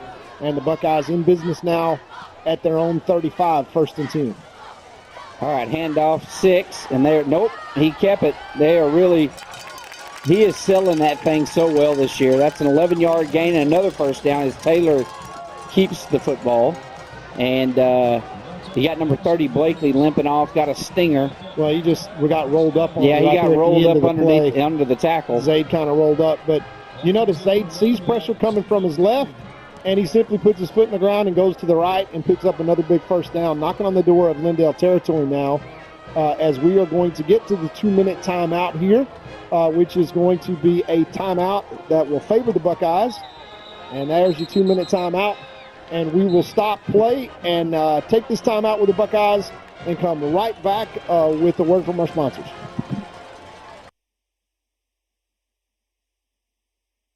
Banking the Texas way, with strength, trust, and hometown pride. Deposits that work harder, backed by neighbors who care. Your hometown bank is right here in Gilmer, Texas, 795 Highway 271 North. Texas Heritage National Bank, member FDIC. Back to the action here. Once again, we want to thank our Booster Club sponsors tonight with the great signs here in homecoming at Buckeye Stadium. Gilmer National Bank and Paul Wilson, First National Bank and Kyle Bowden, Garrett and Glaze Law Firm, Josh and Jordan, Next Gen, Danny Watkins, AC Contractors, TDR Contractors, our friend Troy Murray at Crowley Funeral Home, and Texas Real Estate Executives. That's Vicki and George Wolf. So the Buckeyes mounting a drive here with 2 minutes left to play in the first half after the 2-minute timeout. 1st and 10 from their own 47-yard line. The Buckeyes 54 yards away from pay dirt here as they line up all their guys in the backfield and then adjust and look to continue this drive and get back a little momentum going into halftime, Jeff. All right, here's the snap. Hand off to Horn. Big hole up the middle, and I'm not sure how we got them to spread out like that, but that was a great job there, all the way out to the 40-yard line. Watch this block from Kamara right here, Jeff. Yeah, shoves his guy down inside, but, nobody home outside. I think they're anticipating a pass there and just got burned. Dropping back, looking to pass. Steps up out of the pocket, forced to run. And he's going to pick up maybe 2 yards positive there. Now they brought the blitz again. And Zaid, once he pulls the ball down, it's hard to keep his eyes downfield. But 1 timeout left, 1:25. Buckeyes driving, turns that first down play into positive yards. Everything under control here for the Buckeyes. Just got to keep their composure and to keep this drive alive. All right. Taylor tried to hit Horn. I think he might have passed that a little before Horn was really ready for it. And that'll stop the clock. Watch this replay here.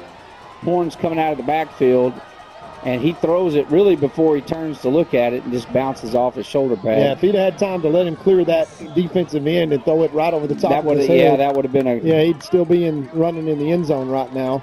But live and learn as the Lindale Eagles, as expected, giving the Buckeye offense a lot of different looks defensively, and brings up a 3rd and 7. Now, Jeff, this is 2-down territory deep in the second half with 1 minute and 11 seconds left. So we need about a 4-yard positive play right here. All right. Again, it was just designed to be a little quick in route. It's almost like we're just letting go of the ball just a little too soon. Watch this setup. Tell me if you agree here. Yeah, I think we just dropped this pass. That just hit him right in the hands, right and we just dropped that pass. But with 1 minute 7 left now, Jeff, it's imperative that we do pick up this first down and not give Lindale an opportunity with a 14-7 lead and all 3 of their timeouts left to come back down and score. So this is a it's critical. Absolutely critical play. Yeah, I'm going to number 17 Jackson here if it's me. Here comes we'll see what they called. Coming up, he's going to run it, and he is going to get the first down and run out of bounds. Great heads-up play. You see him turn and then run to the sideline to get out of bounds. That's a great heads-up football play right there. This is what happens when you blitz, Jeff, because you get man-to-man pressure, and when guys turn and run, you see Solomon Jackson turn and do exactly what he's coached to do, run straight up the field. His man's forced to follow him, and he just clears the space for Zay Taylor to pick up that first down. Wisely then also gets out of bounds to stop the clock. That is great football IQ by your quarterback right there. You're learning to pick up a first down with his feet. Takes the handoff. Dangerous pass, but it's completed. And a great juke there, and then gets lit up down to the 20-yard line. That was Solomon Jackson. And that could have been a pick six so fast. Look at this. He just mistimes it. Solomon picks it up. And we'll take our final timeout at the half, Jeff, and we will take a final timeout with him, come back with the last 47 seconds and see if the Buckeyes can cash in here. 2nd and 5 from the 20-yard line. Need an oil change? Try the new Buckeye Express Lube, 1 mile from Gilmer on Highway 300. Oil and filter changes, fluid top-offs, multi-point inspections, and tire rotation and repair are just a few of the services they offer. Best of all, you can watch TV and enjoy a complimentary snack while you wait. Jason Horton, a former Marine, thank you for your service, has over 30 years of experience in the business and guarantees the best service in town. Next time you need an oil change, think Buckeye Express Lube on Highway 300. Back to the action here at Jeff Traylor Stadium. Buckeyes driving with 47 seconds left to play in the in the first half. We're going to have 49 seconds left here to play. No timeouts left for the Buckeyes now. 2nd down and 5 from the Lindale 20-yard line. Come out with trips to the right-hand side. 49 seconds on the clock. 14-7. Gilmer's down. Needs this touchdown. They're going to dump it out to the left side, and great call. Gets the first down and out of bounds. He acted like, he's going to run. He kind of fakes him. That's an RPO, right? So he's got a run-pass option. Good job there by Horn, getting off of one tackle, getting the first down. Yeah, 1st and goal now for the Buckeyes. Right inside the 10-yard line. 45 seconds left to play in this first half. And, Jeff, that's an eternity as we've got 4 downs here to try to get this in. If we pass the ball and it's incomplete, clock stops. All right, Taylor drops back, goes for the end zone, and that was almost picked off. Yeah, we had a miscommunication there with the route. Either that or Haynes stopped on the route. Let's watch here the replay. And Taylor's just throwing to the corner of the end zone, and I think Haynes is supposed to just get there. Yeah, their safety kind of ran the route for us. and never been on the inside. And that's going to bring up 2nd and 10. Once again, stops the clock, so 39 seconds left. And the Buckeyes, now watch here, Jeff, for maybe like even a quick draw play. Because if it's 4th down and 10, the Buckeyes will try to foul a field goal here. All right, keeper, right side, run pass option. And Taylor, he was trying to get that pass, and he just couldn't pick a hole. He got down to the 5. Now 28 seconds in running, no timeouts left. Yeah, Buckeyes got to hustle. Yeah, they're hustling back up to the 3rd down and 5. To get set. Here's the snap, spikes the ball. We spiked the ball, and probably now we kick a field goal, Jeff, because 4th down and stopping the clock with 19 seconds left. That may not have been someplace we needed to spike the ball. So we'll go for a field goal here and try to pull this to a 14-10 lead as a field goal kicker. Now, Jeff, remember, we've missed one field goal already this first half. So this is a big play. Well, again, it's got the snap. Keep your eye on the snap. If the snap is on, if Taylor doesn't have to spin for the ball and he can get it on the there it is. There it is. See, that was a clean snap. He was able to field the ball, get it on the stand, and then right through the uprights. So Gilmer's going to be satisfied picking up 3 points, which is going to make it 14-10. We'll be right back for the kickoff.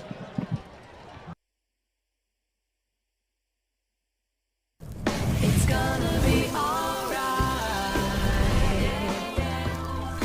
How can you tell?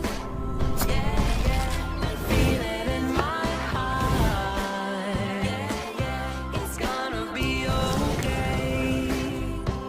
Juicy's Burgers, serving you for over 40 years.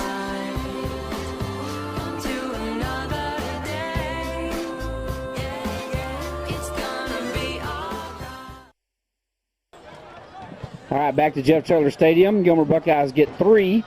It's now 14-10. With just 17 seconds left in the game. So Gilmer's going to kick off to Kilgore, and you'll feel like that's pretty much going to be, one play. And then we're going to go into halftime 14-10. Yeah, we'll get a little squib kick here most likely and try to eliminate a return. There's the pooch kick. Yep, it's fielded in the middle of the field. And Buckeyes, again, Lindale moving forward, and we're tackling. It's like our tackling style is we're pulling them forward instead of driving them back. But there's 11 seconds left on the clock, time for a play. And normally, you'll see a team in this position come out and just take a knee. Now they get the ball to start the second half. And we'll have the battle of the bands here between the state champion Lindale Eagles and the state bronze medalist Gilmer Buckeyes. And remember, the Buckeyes got the ball to start the game and drove down the field and scored, much like they did to start the Chapel Hill game 2 weeks ago, Jeff. And remember, we had the lead in that game, too, going into halftime. And so, similar game, but not kind of similar athletes. I'm glad that we will see the same Lindale Eagle team when they come out and not a bunch of those track stars. 1st and 10 to end this quarter. Let's see if Lindale takes a shot. They're actually going to go for it, yeah. Well, they're going to run it out of bounds there with 4 seconds left on the clock. And so they'll get off one more play. And it looks like they're maybe going to go for it. A lot of times you'll see a team just take a knee here and go in, but I applaud it. I'd go for it too. Why not? Yeah, if you can steal a possession, Chris Cochran has tried 9 times, Jeff, to beat these Buckeyes, and he has not done it in the last 9 tries. Which he's been so close to. So close. I mean, every game is played down to the wire. All right, they're going to just throw another little out route, and that's going to be the end of the first half, folks. Gilmer trailing Lindale 14-10. We'll be right back.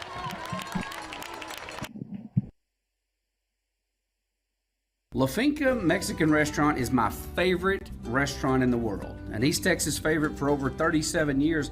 Everyone with any taste agrees La Finca has the best Mexican food in Texas. But I want to share some of my personal favorites with you that maybe you haven't tried yet. Dina and I both love the ribeye steaks at La Finca. Ribeye steak and a baked potato, you can't go wrong. And if you happen to be a hamburger connoisseur, La Finca has one of the biggest and best hamburgers in town. Absolutely fantastic. And finally, never, and I mean never, leave La Finca without having a slice of Olga's homemade carrot cake or tres leche cake. Trust me, it'll change your life forever. La Finca, supporting the Gilmer Buckeyes for over 37 years.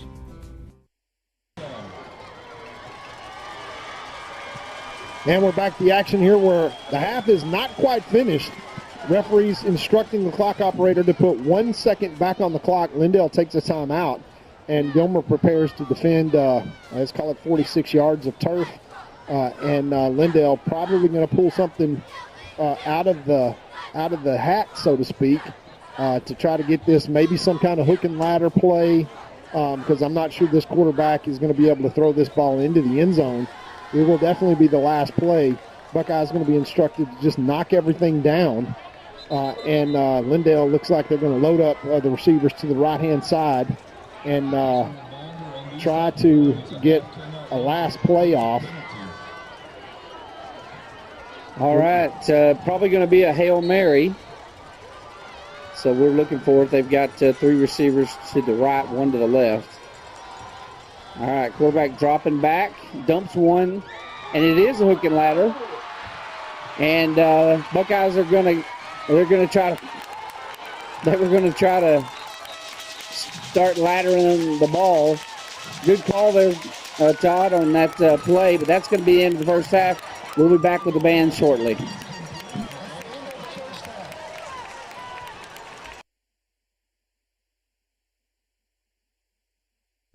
Feeling under the weather, Buckeye fans? Come on down to Core Health Systems at Community Health Corps, 101 West Madison Street in Gilmer. No appointment needed. Our walk-in clinic is ready to get you back in the game. Call 903-843-5518 today. Your health is our priority.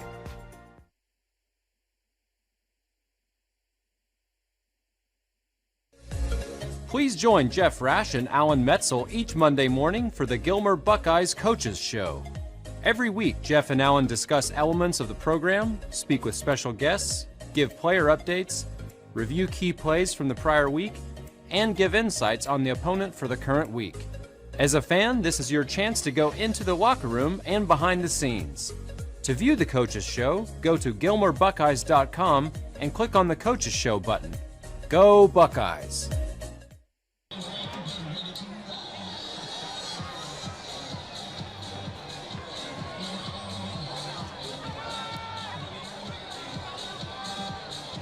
And back to the action here as the Buckeyes trail 14-10 going into halftime. But a really good first half by the Buckeyes, just trying to make some defensive adjustments and really hoping to put the cap on the drives. Missed field goal and a converted field goal is the difference. 3 drives, the Buckeyes have a scoring opportunity on all 3. And a very, very well-played offensive first half, minus 1 drive where a bad snap and a penalty kind of got the best of the Buckeyes and they 3-and-outed. But otherwise, the name of the game is tackling on defense as the Buckeyes having a little bit difficult time stopping the running game of the Lindale Eagles. The 14-10 is your halftime score. We also want to put up a special announcement. This is something that you can check out on CBS 19 as these 2 communities, Lindale and Gilmer, have come together. Behind Ms. Wallace, a longtime Gilmer teacher and a 2023 state champion offensive lineman, Big Sean, as we know him and call him and love him here, battling with cancer and in a situation where we are trying to raise funds. We have a QRC code that we will put up here. And so if you can just click on one of those, if you're watching us at home or if you're watching us out there streaming, it goes straight to Shantisha Wallace. Ms. Wallace, once again, a teacher here at Gilmer High School, a family member, and, of course, Big Sean, state champion right now, really in a battle for his life. And so we are asking for donations that will help him offset medical costs and help this family out. And we certainly appreciate our friends and neighbors over in Lindale who all week long have really gotten behind this effort to help our brother Big Sean and the Wallace family as they go through this challenging time. So we ask you to maybe take a snapshot of that picture. All you got to do is turn your camera phone on and take a snapshot, and you can donate directly to the Wallace family to offset those costs. Once again, our thoughts and prayers are out to the Wallace family and our Buckeye brother, Big Sean. You're a champion, bud. Keep fighting the good fight. We're with you. We love you. And our hearts and prayers are with you at all times, you and your mom and your entire family. And once again, thanks to all the folks out there that can find it in their hearts and have an opportunity and take advantage of it to help. So as we enter the Juicy's halftime show, we'll have a few stats for you, and then we'll come back with the Sweepstakes award-winning Buckeye Band right after this.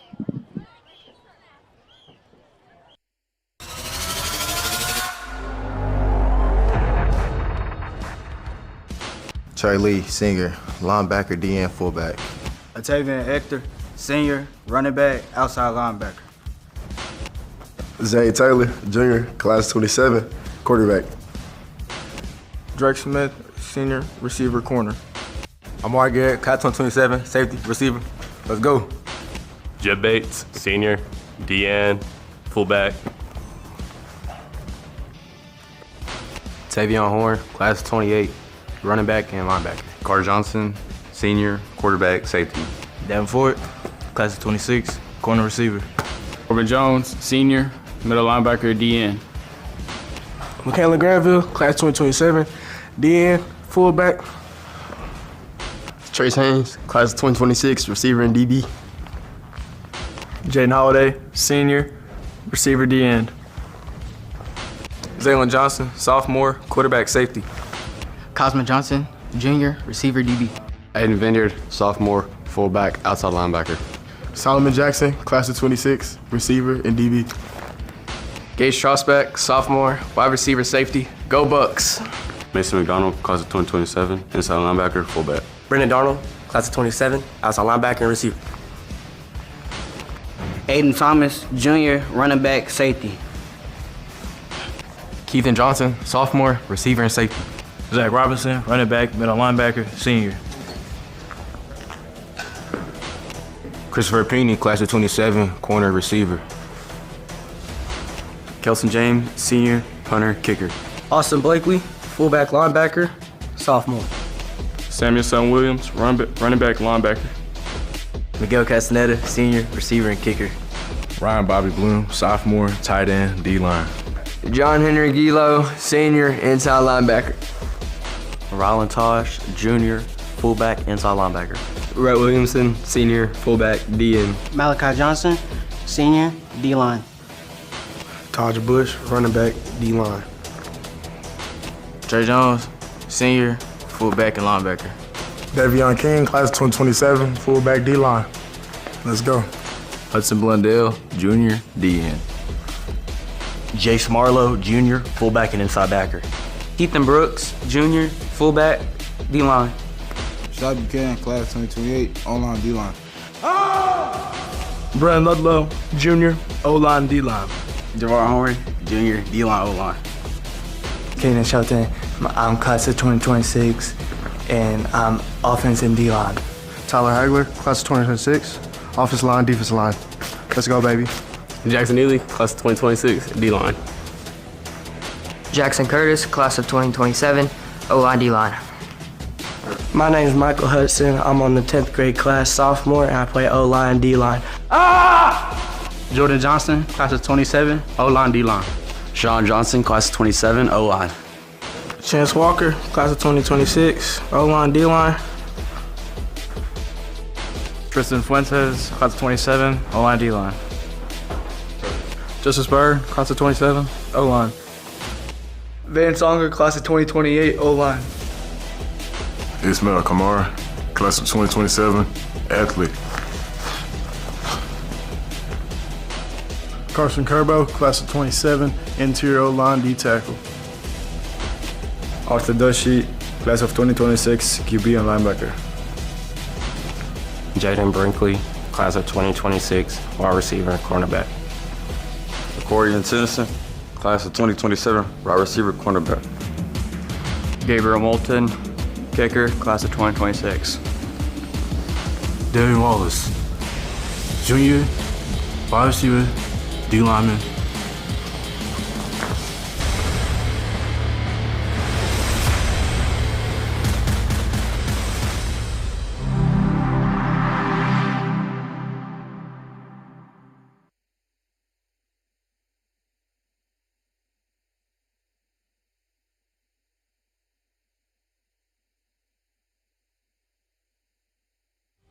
Two-time Hall of Fame inductees, Brent Godarzi and Marty Young. Back-to-back #1 trucking firm in the nation. Back-to-back best attorney and best law firm in East Texas.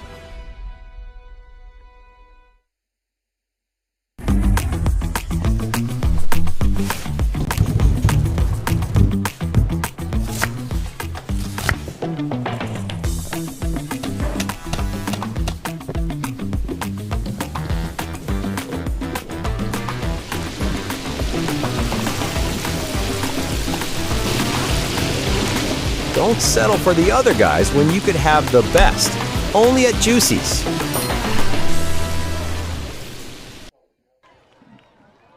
And back to action here. The Juicy's halftime show where your Gilmer Buckeyes trail the Lindale Eagles 14-10 at homecoming here, and we will have some statistics for you. Long story short, the Gilmer Buckeyes came out, took the opening drive in for a score, took the second drive down, and missed a field goal very narrowly, and unable to convert a late third down play, and then to end the half, drive the length of the field with just under 2 minutes left and convert a field goal, 14-10. But it's the defense for the Buckeyes that's got to find some answers and find a way to get this hard-charging Lindale running game off the field. For the Buckeyes, we'll have some statistics here in the Juicy's halftime show. But first, we've got a treat here, a long Juicy's halftime show. The defending state champion Lindale Eagles now take the field. We'll watch them march before the third place in state in the military marching contest, which these two bands featured medalists, defending state champs, and defending third place Gilmer Buckeye band square off tonight. Battle of halftime, the Juicy's halftime show. Let's watch these two wonderful band programs.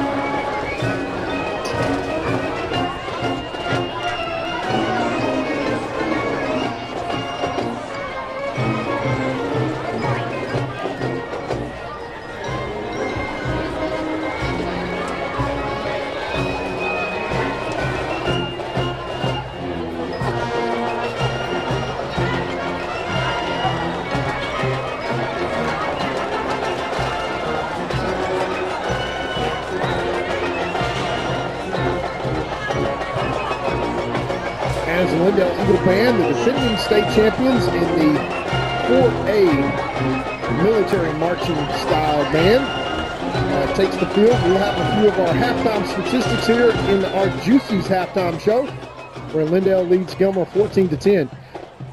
For the Buckeyes, 18 rushes for 73 yards, have not turned the ball over. 9 for 14 passing for 137 yards with 1 touchdown. So good job by Zay Taylor, really taking what the Lindale defense gives him with his arm. 32 plays for 210 yards, 0 turnovers, 2 penalties for only 10 yards. Time of possession, 12 minutes and 44 seconds very well executed by the Buckeyes. Again, 3 drives or 4 drives total in the first half. Right where they want to be. They score on the first drive, a touchdown behind a big pass from Zay Taylor to Trace Haynes. Miss a field goal on the second drive, and after a 3-and-out, close the half with a scoring drive where they execute a field goal inside the red zone. For the Lindale Eagles, 18 rushes as well for 154 yards. So they've outrushed the Buckeyes 154 to 73. They're 4 of 7 for 52 yards passing, so not quite the 137 yards that the Buckeyes had. They've run 25 plays for 206 yards, so very evenly matched. 0 penalties for 0 yards and 11 minutes and 16 seconds left. So Horn's streak of 100 yards rushing in games is in jeopardy. He only has 29 yards on 8 carries. Gilmer has 10 first downs. Lindale has 10 first downs. Very well matched. Lindale will get the ball to start the second half, or at least the Buckeyes will kick off to Lindale to start the second half. And 2 just good opportunities missed, 2 field goals when you have an opportunity to end a drive and a kick. Even though it's a missed field goal, it's still considered a successful drive. And the Buckeyes, obviously, the last 6 quarters coming into this game with the athletes that Kilgore and Chapel Hill put on the field, not quite the danger and breakaway score on any play threats from these Lindale Eagles. But they do run tough. They're tough-nosed. Chris Cochran comes in having not beat the Buckeyes, and this is a skin that he desperately wants to put on the wall. I think you see that as they close the start of the first half with the hook and ladder, trying to steal another score and go in to gain possession with a 2-score lead. They're unsuccessful. The Buckeyes managed 2 stops of Lindale drives where it's really an evenly played game at this point, and it's going to come down to a turnover late. And really, I expect the second half, it's a lot like the last 6-7 times that Lindale has played the Buckeyes. It's really come down to the last drive and even the last play of the game. The Buckeyes winning in overtime in Lindale last year. And I think Coach Metzel would certainly take that. Really what Coach Metzel wanted to see coming into this game was to attack, especially when they got down. You saw that on the last drive of the game, or the last drive of the half, where the Buckeyes were able to drive down 83 yards and convert it to points. They probably would like to have that 3rd down and 6 with 19 seconds left and have run an offensive play there and then run the field goal unit on. But that's kind of advanced clock management for this young Buckeye team. Once again, the offensive line for the Buckeyes tonight, brand new, as it was in Game 1, as it was in Game 2, and as it was in Game 3. I think they're kind of starting to settle in now. But lots of youngsters up there on the offensive line, but really stepping up and doing a good job in that first half. I think Coach Metzel was really probably happy with what he saw from the Buckeyes in the first half. No turnovers, no critical mistakes, but the mistakes that they did make, a pre-snap penalty and a bad snap, which kind of killed the drive.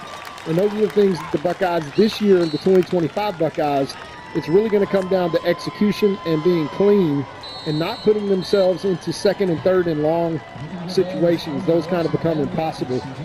So I expect a really good second half.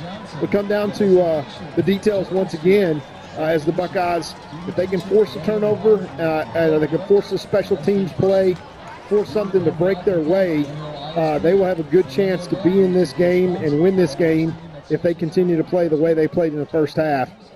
So I think it's a long way from where they were last week as we see continued improvement from these very young Buckeyes. I think what we'd like to see in the second half is the Buckeye Black Flag defense come in and fit and tackle, get the Lindale Eagles off the field, and give the running game and that big offensive line a chance to kind of lean on these Lindale Eagles in the second half and kind of start to have their way. So as the Buckeye Stars take the field, we will throw it back down to the Juicy's halftime show, the Buckeye Stars, and then the Sweepstakes award-winning Gilmer Buckeye Band as they perform their halftime show here at Homecoming 2025.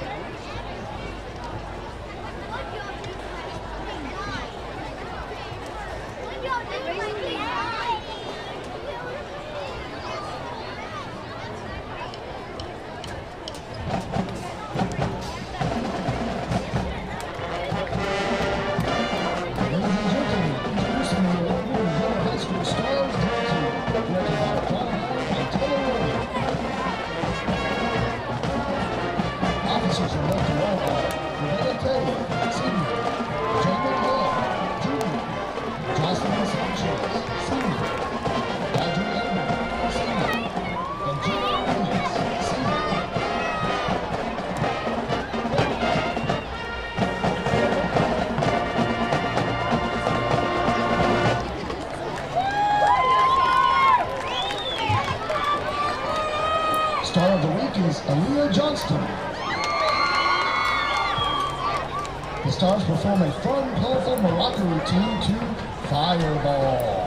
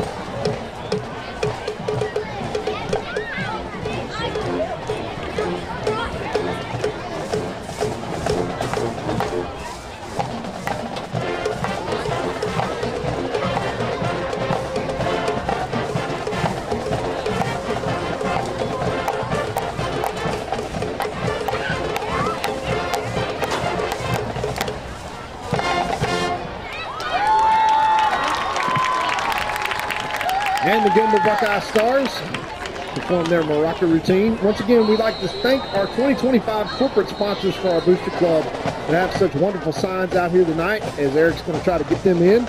Gilmer National Bank, Paul Wilson. First National Bank, Kyle Bowden. Garrett and Glaze Law Firm, Josh and Jordan. Next Gen, Danny Watkins. AC Contractors, TDR Contractors, Crowley Funeral Home and a friend, Troy Murray. And Texas Real Estate Executives Vicki and George Wolf, as we see our beautiful signs down there on the sideline. And those look so nice. Now those are also breakaway signs, so they're padded. So when players run into them, they're basically like a giant cushion. And they are all uniform looking with our sponsors out there. And we certainly appreciate them so much, helping out our Booster Club, and all proceeds for this and all of our broadcasts, of course, go to our kids for scholarships and for other opportunities that we have. We want to thank all of our wonderful sponsors tonight, and those beautiful signs that we have here at Homecoming 2025, as the Sweepstakes Award-winning Gilmer Buckeye Band, under the direction of Eric Gray, comes onto the field to perform tonight here at Homecoming 2025.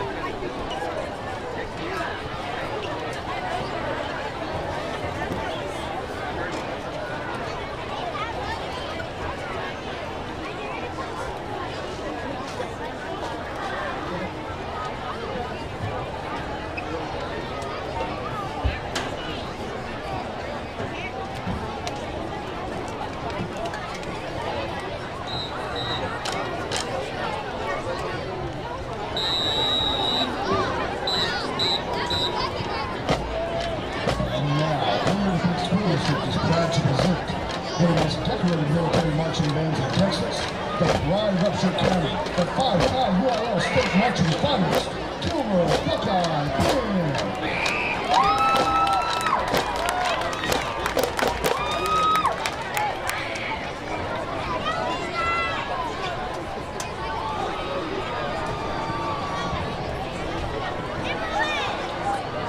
Under the field command of senior drum majors Carter Garner and Genesis Sanchez, with featured Tony Andy Sanchez. The band steps off to Sweet Love Movie, Fanfare by Suchinsky, Cyrus the Great, and Emblem of Freedom by King, and God of Our Fathers, arranged by Ward.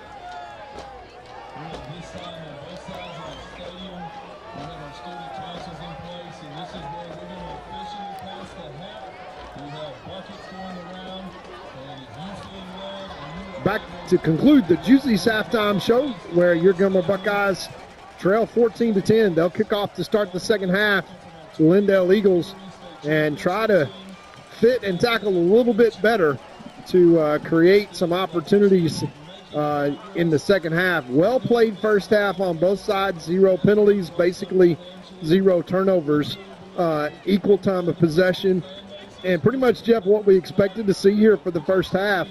The Buckeyes, obviously a different team than you saw last week from a Kilgore standpoint, where kind of the wheels came off. Buckeyes very much in this game, executed very well in the first half offensively. A couple of plays they like to have back defensively, but they got 24 minutes left to play here, and the Lindale Eagles, desperate for a win against these Buckeyes, would like nothing more than to use these next 2 quarters to ruin the homecoming night for the Buckeyes. And it's going to come down to just a few plays here. Mistakes, turnovers, guys get an opportunity to make a play, and for Coach Metzel, this is exactly the type of game that he thinks about when he schedules these bigger schools, to put these guys, even these young guys, in that position. So to kick things off here, the Black Flag going to have an opportunity to get out here, Jeff, and here's create the an opportunity. High pooch kick, left side, fielded on the 30-yard line, and Buckeyes all over it. Great job there covering the kickoff, and I believe that was number 10, and he's been pretty good on the kickoff teams this year. That's Corbin Jones, and he don't mind going down there and laying the wood on them. Did you do any halftime scores by the chance for other games when I was out? We did not. We covered a lot of things. Check this out. Chapel Hill and Carthage tied at 28. Doesn't surprise me at all. Yeah, me either. And listen to this. Kilgore, Pleasant Grove 12, Kilgore 12, Pleasant Grove 6. So there's 2 really good games going on over there. And I think it's Gladewater 49 and Spring Hill 0 at halftime. Gladewater's got a pretty good team this year. So we come in with the beef package on defense to start this second half, Jeff. We are going to say no to the run. This is a 5-man front. Well, we hope so. And they do a good job there right off the bat. Now, that's that same play that we've seen them running, good for 5, 6, 7, 8 yards every play. So we hold them to 3 right there, 2nd and 7. Yeah, a little bit different when you got Hagler, Davion King, and Ismail Kamara in there as your 3-down linemen. Yeah, let's just see. There's 350 pounds, 335 pounds, and 325 pounds on the line right now. That's some big boys. All right, another handoff, same size. Look at this. Ate it alive. Yeah, driving them backwards. Is that Hagler that got him? That's Hagler. That's Hagler. And I'm so proud he didn't pick him up and throw him down and get a... he was tempted to just slam that kid. Yeah, I mean, you know what I'm saying? I mean, he normally likes to... When you watch the replay, Jeff... That takes a lot of discipline. Yeah, suddenly you see all those white jerseys at the snap of the ball are going backwards. Yeah. And that's the difference right now. You got a 5-man front, basically. Now, the Buckeyes have kind of loaded the box and said, you're not running it on us anymore, folks. Watch this. Watch big number 72 on the right side of the defensive end. Yeah, he's in a stand-up. Look at him. He's in a stand-up. He's coming. Jeff, that's a 6-foot, almost 7-inch, 340-plus pounder that runs about 4.9 40. I'm not sure this left tackle is going to keep your eye on number 72 at the defensive line. He's coming back, and look at that, putting the pressure on the quarterback. And that was a well-thrown ball. That receiver had a step on our secondary, but luckily just out of reach. And that is 4th and 10. Great job by the Buckeyes. What a great defensive stand right there. I mean, where's that been all night, right? Well, that right there is called when the 3 big boys all decide to have a party in the backfield, and they got to rest all halftime to do it. So that's how exactly you wanted to start this second half for the Buckeyes. They stopped the clock at 10:26 with an incomplete pass, forced them into a punt, and now the Buckeyes have come out and started this second half very, very efficiently, exactly like they wanted. Now it's time to execute, right? 17, Solly Jackson back at his own 40-yard line. We need to execute on this. We've got a stoppage. It looks like we've got a penalty, and that's going to back up Lindale probably 5 more yards. Yeah, illegal pursuit. No, delay. Was that delay a game? Delay a game, yeah. Yeah, all right. So that's going to back them up 5. And so they're going to be punting 4th and 15. Punter's going to be standing on his own 17-yard line. All right, so let's see if Gilmer can maybe get a return out of this. Nice punt by Lindale. Oh, takes a Gilmer bounce, though. Look at there. That's awesome because that guy got a nice punt, and had that taken an eagle roll, then that could have been all the way back to the 10. But luckily it just bounced backwards. Yeah, got that 9-iron kick on it, Jeff. I was about to say, if he could do that in golf, he'll be a great golfer. Yeah, he made that stick, as they say, but gives the Buckeyes 1st and 10 from their own 30-yard line. And now let's see if the Buckeyes can come out and execute. Been a cat and mouse game for the Buckeyes offensively. A couple of times we've caught Lindale, which is aggressive. They're going to try to create pressure in spots. And right now, on first down, Jeff, the pattern in the first half was try to run blitz on the first down and try to get the Buckeyes behind. Let's see if we try to get wide on them. All right, we got trip receivers to the right side, one to the left. Here's the snap. There you go. Get wide out of the backfield. Solomon Jackson dodges one would-be, turns on the jets right down the right side and picks up a big first down on the right side. Nicely executed play here. Yeah, now that's the answer, Jeff. Watch this right here. We try to get wide on them. Is they try to bring pressure and bring those linebackers, and we try to outflank them, and did successfully on that play. First down for the Buckeyes. Handoff up the middle. Horn driving his feet, and you kind of see a little bit of fire in the Buckeyes as they're coming out, and everybody's executing. You know, what I noticed in the first half, and I think when the coaches go back and look at film, it seems like we were a little lethargic. We weren't pursuing the ball. We weren't running downfield as hard as we normally did. We weren't, gap integrity. They've come out, I don't know if they got chewed out pretty good at halftime or what, but they're coming out with some fire in their belly right now, and really coming off the ball strong. Watch them across the line just explode off the line of scrimmage. Here's a snap, dropping back, looking to pass, got plenty of time, launches one down the middle. He's got him for a touchdown. Number 12, Haynes. An absolute strike right there. That is number 2, Zay Taylor, saying, let me show you how to throw this one up and run under it. And the thing you love to see is Trace Haynes makes that cut, and he just goes and gets the ball. He does not hesitate at all. He just runs through the catch. And, yes, that was an awesome cameraman. Our cameraman caught that the whole way. He was on it. Don't know who that guy is. 5 plays from 70 yards out. We're going to swing the gate here and kick the extra point as the Buckeyes take the lead. They come out and do exactly what they want to do in the second half, Jeff. They have a 3-and-out stop, and then they have a 70-yard drive. 5 plays will cap this off with the extra point attempt to come. Kick is up, and it is good. All right, here we go. Gilmer fighting their way back into the game. 17-14, 9-12 left to play in the third. We'll be right back.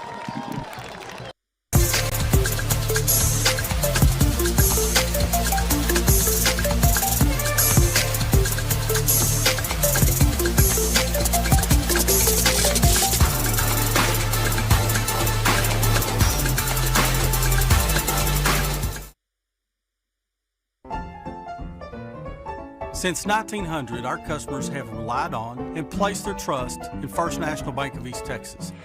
Today, we remain committed to earning that trust and serving the needs of families and businesses throughout East Texas. Because time never stands still, you can depend on us to meet the changing needs of future generations for the next 125 years. You can bank on that. First National Bank of East Texas. All right, here we are back in Jeff Traylor Stadium. I want to take this opportunity to congratulate once again Gilmer ISD on an outstanding academic performance. So good that the Commissioner of Education went to 6 schools in the state of Texas this year to visit those that had the best performances and most improvement, and Gilmer was one of the 6. We welcomed the Commissioner here about a month ago. And all of our campuses got an A rating except for one, and the one that didn't get it this time has got it the 2 years prior. So Gilmer ISD not only great at extracurricular and on the football field, but also in the classroom. Congratulations to the school board, Rick Albritton, and all of our teachers and administrators. Here's the high pooch kick, field on the 28-yard line. Nice return there, all the way out to the 43. So good field position to start the game. And here we go. We'll see what the Eagles can do here. This Buckeye defense shut them down cold in the first series, so let's see if we can do that again. Yeah, we got Bobby Big Hag and Davion out there now. We're going to be the three defensive linemen. Kamara is obviously going to play every snap on offense, but started them out right on defense with the 3 and out. And now the Lindale Eagles, once again, their second drive of the second half, they got 3 and outed in the first drive. They go to 22 personnel, Jeff. Watch for them to just try to run it right down Gilmer's throat. All right, 2-back set. Handoff, this time number 6. And I'll tell you what, these backs are strong and well-trained. You see them keeping their legs driving, spinning, and just fighting for yardage every yard. Every carry, every yard, these backs over here on the Lindale side, very impressive. 2nd and 2 for Lindale. The ball now across midfield to the Gilmer 49. Well, 2nd and 2 right where Lindale wants to be, and they just basically make a wall there with 8 guys on the offensive line, and the backs just run right up behind it. Watch them do that Handoff once again, number 5. Bounces outside, got room to run. Down the sideline, scampering, and finally pulled out of bounds at the 8. Nice run there by number 5. He has been a nuisance to the Buckeyes all night tonight. Yeah, and let's watch what happens here on the right side. He bounces out. We just don't fit to the outside. They've been able to do that to us about 3 times now to break it around that right side. We lose contain. And the Buckeyes now 1st and 10, and that's going to be illegal procedure and move them backwards, which is not a bad thing.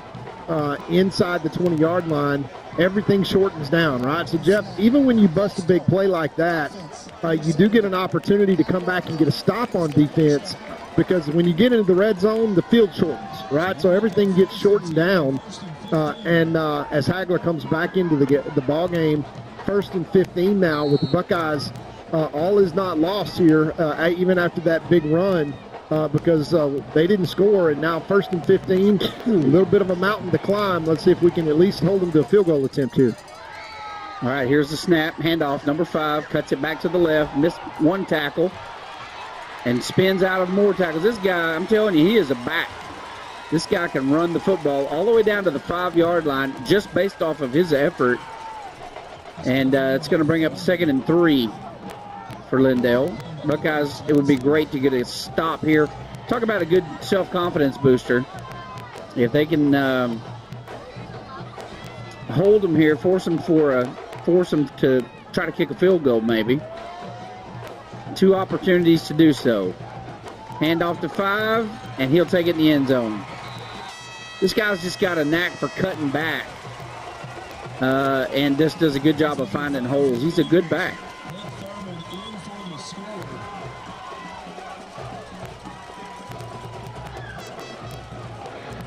And Lindale answers on their 2nd drive of the second half, and a 3-point lead right now, Jeff. So this is also a big extra point, as these last 4 games that Lindale and Gilmer have squared off have all come down to kind of the last play, as that kick is up and it is good, and they stretch it out to a 4-point lead. So with 7:55 left in the 3rd quarter, let's see if the Buckeyes can attack right here and recapture the lead. We'll be right back after these messages.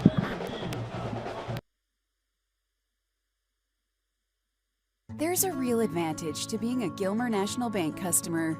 From the low fees on commercial loans and the hassle-free process and ease of local decisions. If you appreciate personal service and great savings rates, no matter what your age, come see us today in Gilmer or Longview, where the pace is a little slower and the smiles a little brighter. Because we want to hear you say, Gilmer National Bank, that's my bank. Gilmer National Bank, Equal Housing Lender, member FDIC. All right, back to Jeff Traylor Stadium as Lindale Eagles answer to the touchdown earlier by the Buckeyes with one of their own, and it is now 21-17 with 7:55 remaining in the 3rd quarter. Jeff, that's a 4-play, 55-yard drive, all on the ground, as the Buckeyes got to find a way to tackle these Lindale Eagles. But 7:55, a lot of football left to play here. The Buckeyes still very much in this game. They came out and dominated to start the second half. And here's an onside kick. Ball's bouncing. It's anybody's ball. Lindale got it. And that is just, I love his strategy in the kickoffs. I really do.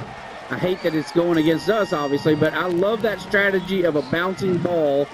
If I was a head football coach, every single kick would look something like that. And because 30% of the time, your guys have an opportunity to pick it up. Offsides. That's a good break for the Buckeyes. Huge break for the Buckeyes. Huge break. But those squib kicks and short kicks. And the thing is, the guy that was offsides was the guy farthest from the ball. So I'd be really hot if Jeff, if I was a coach for Lindale right now. It was a big play and a big break for the Buckeyes. Yeah, they've done that almost every play. They're just kicking it on the ground and taking their chances and limiting opportunities and forcing the Buckeyes to field it. We've got to get aggressive. We can't wait for somebody else to go field the ball. We've got to get aggressive and really go after it. And Lindale did a good job on that one as our guy came up and kind of tried to make a sliding, diving recovery, which is incredibly difficult. That degree of difficulty of that is well, he put it right in the gap, too. I mean, right where nobody gap. is. Yeah. I mean, that kicker's pretty good. So this will be interesting to see what they do. I mean, they can kick it deep. They can kick a high pooch kick. They can kick a squib kick or another onside kick. This will be interesting. It looks like he's going to put his foot in this one, and he does. And we try to field it, and we get it on the goal line, hold on to the football. We get it out to the 15, fall forward to the 18. They have the football. I'm not sure if they're gonna call it down. They're gonna say he was down. Yeah, they stopped all the way back at the 15-yard line. They stopped progress. Let's watch it right here. See, he's carrying the ball loose. Yeah, he stripped that ball. Yeah, if they didn't blow a whistle, but if they called that a strip ball.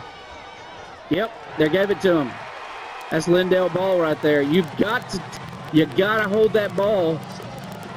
When you're coming up into that pile, you got to wrap both hands around that football in anticipation for people doing that. Watch this. So he's got the ball kind of running loose, and when you go into that pile and that ball's out there like that, boom, there's the result. Well, he never went down. I mean, they just held the ball up.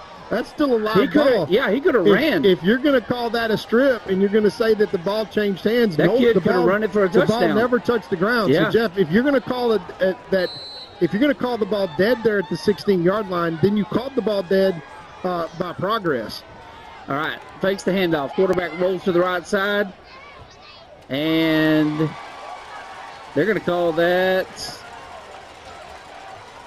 They call that a catch? Evidently, he got that foot in. No, that's incomplete. No, incomplete. I couldn't tell from our vantage point if he got a foot in there.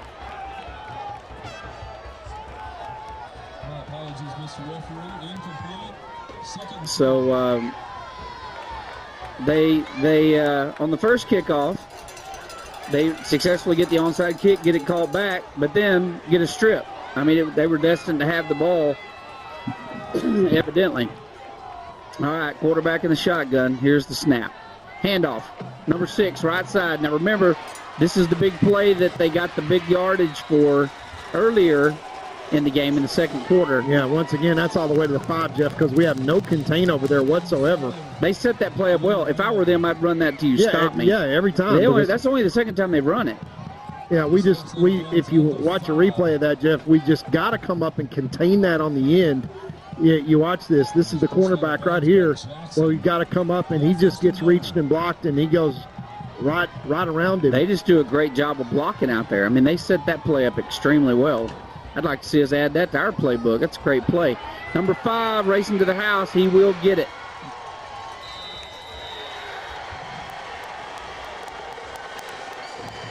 So capitalizing on the turnover, number 5 races to the corner, hits the pylon. That is a Lindale touchdown, and Lindale's kind of got the momentum swung toward their side.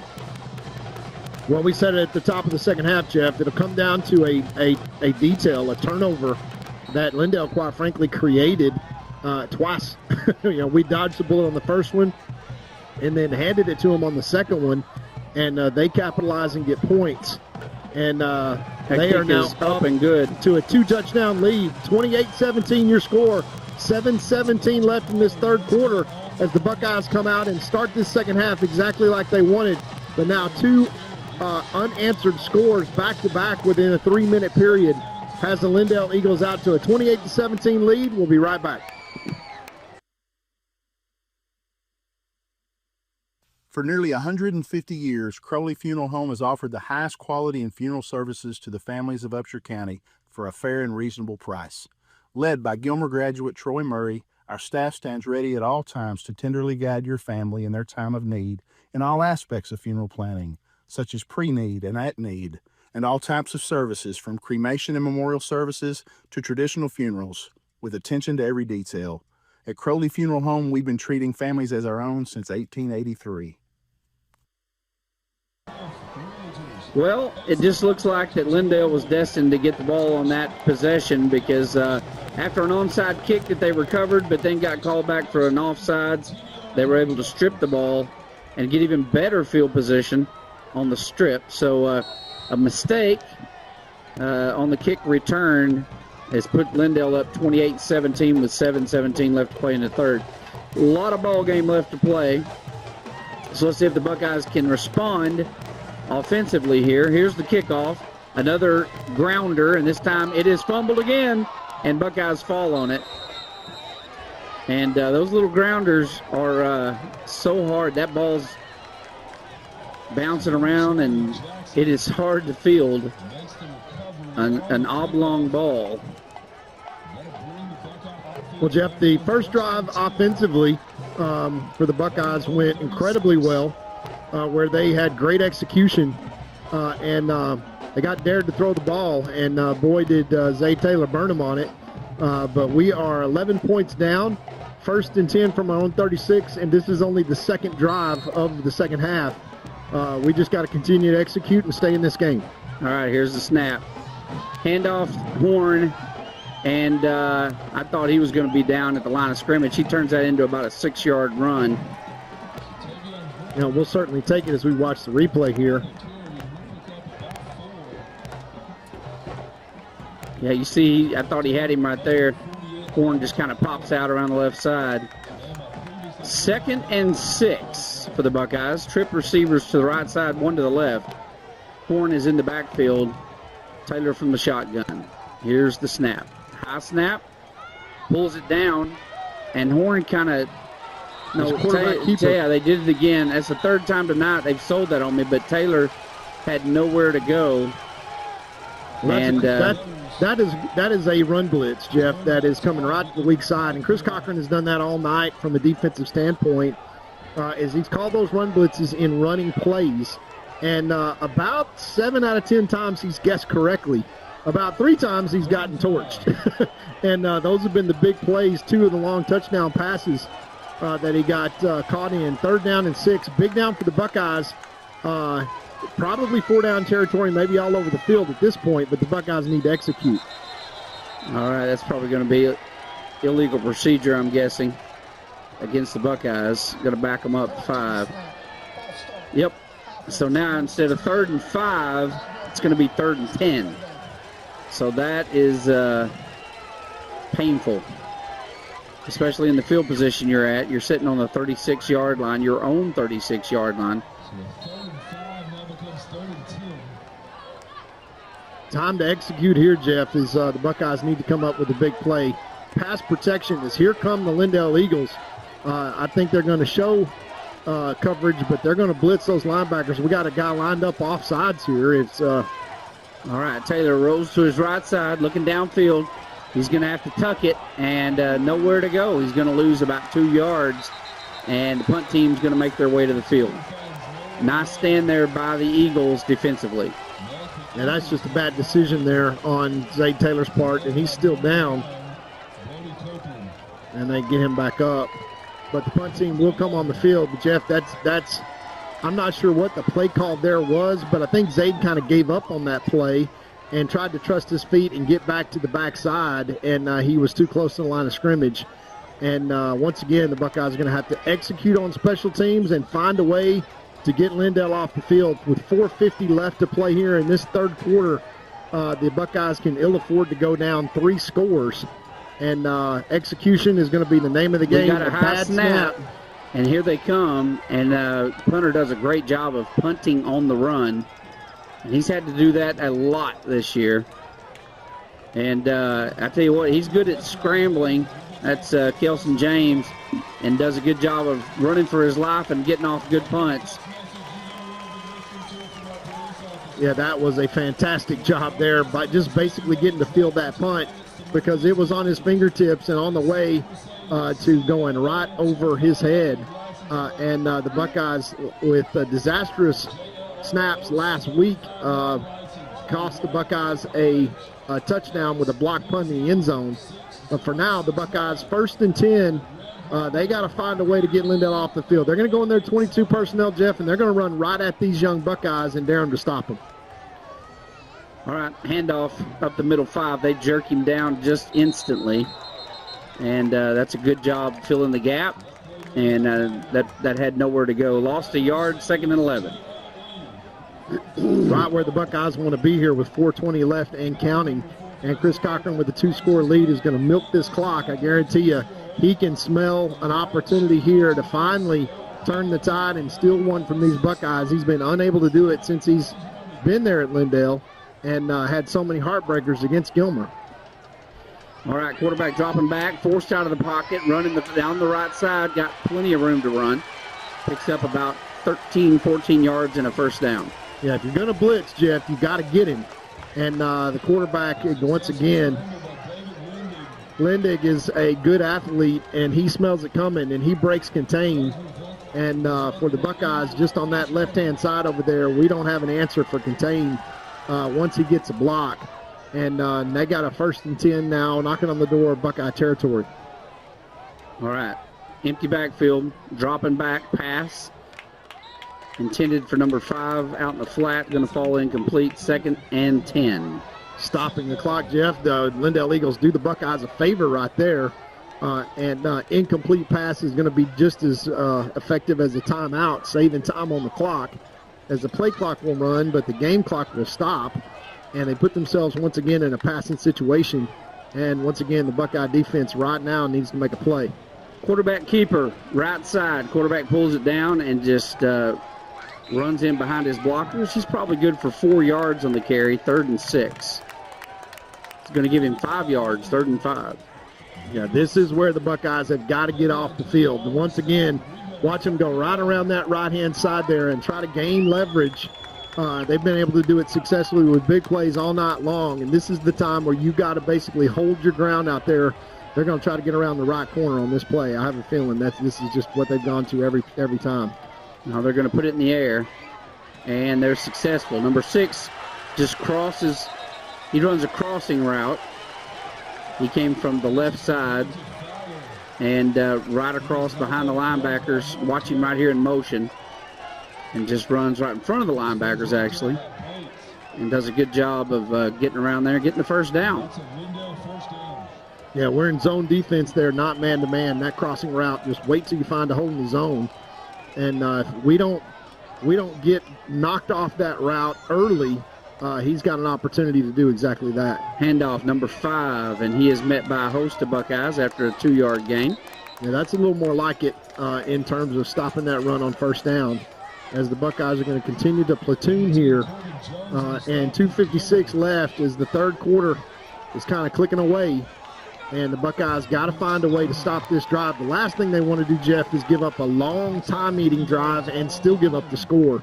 So this 2:43 left to play in this third quarter. Time gets critical. 2 scores down for the Buckeyes. Still plenty of time in this game, but we just got to get a stop. All right, here's the snap. Quarterback keeper. That's where you there you excellent. Go. They shut that one down cold. Now watch the difference here in this replay, Jeff, where our cornerback comes and gets penetration. Watch what happens around that left-hand side watch this, we attack. And we meet him in the hole, and he is unable to get around the right-hand side, brings up 3rd and 9. I think they will go to the air here. That was Carter Johnson that came around from that corner position and made contact. 3rd and 9, drops back, quarterback, fires one, incomplete. So 4th and 9, and what do you do here? I think they punt the ball. I think Chris Cochran's got a 2-score lead. He's going to try to bury them deep in their own territory. They may leave. Here comes the punt team, Jeff. So they're going to look for a little short kick, try to get inside the 10. They're going to try to put the Buckeyes deep, play field position, run the rest of this third quarter out, and force the Buckeyes to be almost perfect in terms of execution. Remember, the Buckeyes, Jeff, down 11 points. We need 2 touchdowns. A 2-point conversion and a field goal will do it, but we don't exactly have a threat in the kicking game. So the Buckeye defense doing their job, getting a stop, and we need a big play on special teams here. Let it go. Oh, I wish he'd let that go. Fielded on the 2-yard line. That is just a bad football ball would have went right into the end zone, and that is just a bad decision. Yeah, that is a very bad decision, Jeff. What you do is you put what you're taught to do, or you should be taught to do, is put your heels on the 5-yard line, and if the ball goes over your head, you fake it and let it go, and you get into the end zone. But the Buckeyes there just make a bad IQ play and field the ball basically at his own goal line. I didn't see exactly who that was. But we're 97 yards away now with 1:43 left. And offensively, we've now got to execute cat and mouse once again and expect for Lindale to lay their ears back to expect a run. And they're going to put 8 guys in the box and bring everybody here, Jeff. All right. Taylor drops back in his own end zone, launches one down the sideline on a go route. And no flags. Good defense there by number 19 for the Eagles. Well, we did what we should have done, which is when you got 8 guys in the box, you got man-to-man single coverage on the outside, but Trace Haynes just got to go make a play on that ball as he puts it up because now we're 2nd and 10, and now we put ourselves in a position, Jeff, we don't pick up a first down, that we get ourselves pinned deep. So now you're really going to put 8 guys in the box and really going to come after and expect to run a game. Watch us try to get wide on this play. All right. Taylor drops back, looking to pass again. He's got a man at the 15-yard line that's going to move the sticks and get him out of trouble. Yeah, that's what a great catch there. Yeah, that's Gage Trosbach, the young sophomore. He is Mr. Hands, and he has got Division I talent written all over him. Great route, even a better catch, first down Buckeyes, and really gets the Buckeyes out of a hole on that one. And hopefully put a little wind on ourselves offensively. Just over a minute left to play in the third quarter, and no question about it, Jeff, we got to go score right here. All right, Buckeyes 1st and 10 from their own 15. Long way to go. Taylor looking to pass, drops one out to Horn, and Horn basically gets back to the original line of scrimmage. It'll be 2nd and 10. Yeah, he kind of played point guard on that play. That play was blown up by the corner. He read the play, came all the way across to pick up Horn out of the backfield, and Zayd just kind of had to run at him and let him clear. And good job by the safety rolling up there as well. 2nd and 10, and well played defensively there by the Lindale Eagles. All right, here we go. Taylor from the shotgun, hands off to Horn up the middle. Horn fights for about 3 yards. Again, offensive line just not able to have their way with the defensive line. Well, there's 8 of them in there. So there's 2 more than the Buckeyes have men to block. As you gotta figure out a way to have positive yards. You can't go to an all-throwing offense and put yourself in a hole. But we're going to end this third quarter now and go into the fourth quarter with a big 3rd down and 7 deep in their own territory. The Buckeyes got to find a way to convert, and they'll probably get 3 more possessions, Jeff, if we're lucky, 2 more after this one. That means that if we do the math on this, we need to score at least twice, and that means if we score twice, we got to hold them to no scores. If we score 3 times, we got to hold them to only 1 score. And the Buckeyes, going into this fourth quarter, need to grab momentum right here on this big 3rd down play. Let's see if they can do it right after we come back.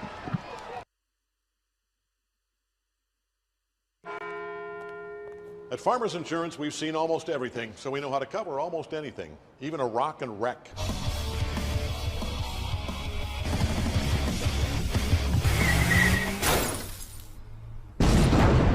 Yeah! He rocked and rolled right into it, but we covered it. At Farmers, we know a thing or two because we've seen a thing or two. We are farmers. Bum, bum, bum, bum, bum, bum.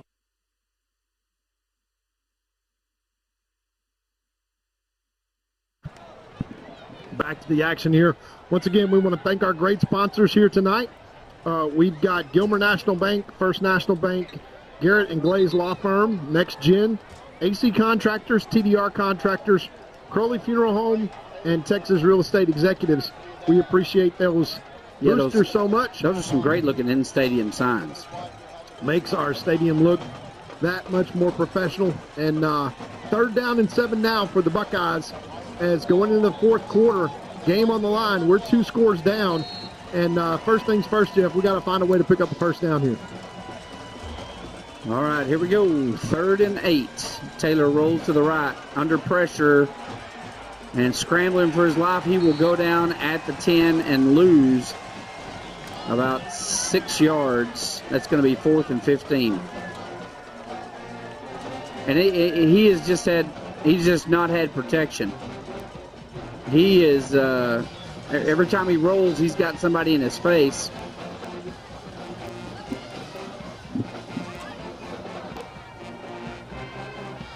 Fourth and 14. We need a great punt here, and then the Buckeyes got to start looking for something good to happen. Turnover. Well, look for Lindale to come right here too. They know what happened last week when we were in this same position, so they may try to bring the heat. Well, we just cost ourselves another 5 yards because Tavion Horn ran onto the field and flag came down. I don't know if we didn't have 11 men on the field or exactly what was going on, but we didn't execute on that snap for sure. And we're going to turn. Well, yeah, they're really going to come now because they're we're going to be at the back of the end zone. Now, this is exactly what happened to us last week. We were, our punter was at the back of the end zone, and we had we didn't have the distance we needed. This is going to be a real short snap. Ball's going to be on the 5. This is exactly where we were last week when they got a touchdown off of us on a block punt. So look to the top of your screen, on the left side of the defense. They're going to be coming hard. We got one guy over there. Here they come. We get it off. Takes the Buckeye bounce, and the Buckeyes are there to cover it. It's going to get to the 45-yard line. Still great field position for Lindale. And we got 10:52 left to play in the 4th quarter. Buckeyes going to get back in this one. They're going to have to make a real good defensive stand real fast right here. Well, we got to get the football. I mean, it's just going to have to be a turnover or bust for the Buckeyes. 1st and 10. Lindale's going to do nothing but more come out and run behind that big offensive line. And for the Buckeyes, we got to figure out a way to get penetration and to get the football back because we're 2 scores down. Probably only time for 2 more possessions, Jeff. But if we allow Lindale to score once, then we're going to put ourselves in a 3-score game, and we're not going to have the possessions to overcome that. So this is the critical drive of the game right here. All right, here's the snap. Quarterback keeper up the middle. Found a hole. Got some guards. They're going to give him a 5-yard gain on that one. So they are working their way into Buckeye territory. It's 2nd and 5 from the 40. Now, they'll milk the clock here, but you got to anticipate right now. Lindale's going to keep the ball in the safest place that they can, and that's right in the quarterback's hands. And that's running behind that big offensive line. That's what they're going to try to do over and over and over again. Well, the Achilles heel tonight has been number 5, the running back for Lindale.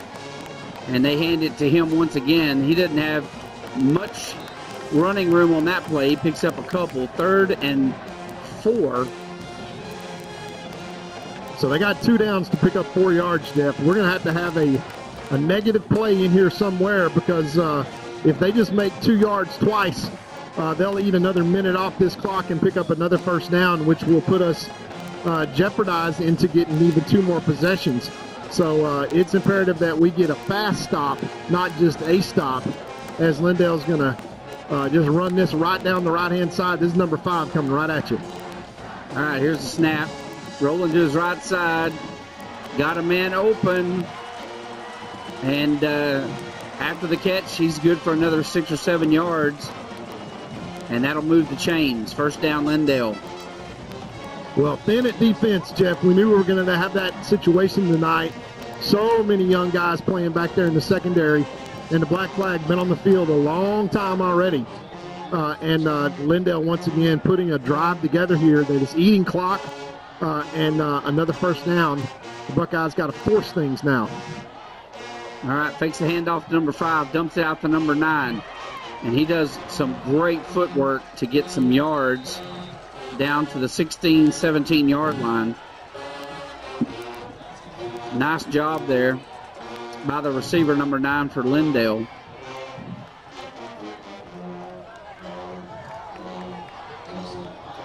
Good news, Jeff, is, the receiver went out of bounds, but the clock is still running. So 8:40 left to play. Motion from the backfield. Here's the snap. Quarterback looking across the middle. Got a man. Spins out of a tackle to the 5, the 4. Driving his legs, the 3. And they'll finally blow the whistle. And so Lindale in striking distance of the end zone once again. Ball's going to be on the 3. And that's first and goal from the 3. So the Buckeyes already down 11 points. Now looking at potentially losing 7 more late in the game. Going to be really tough to try to make a comeback from that, as Lindale's had the momentum kind of shift in their direction. Number 5, the ball carrier, lowers his head.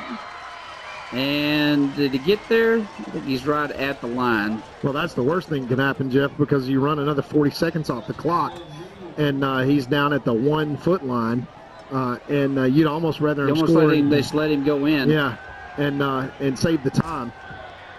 But the Buckeyes need a turnover here because, honestly, Jeff, if they score here, they can't touch the ball again. It's got to be all onside kicks and all offense as the Buckeyes start this half off the right way, but give up 2 unanswered touchdowns going on 3 as he walks into the end zone, number 5. And that is going to put the Buckeyes into a corner now with 7:14 left to play, 34-17 your score. Well, I think we have a flag on the play.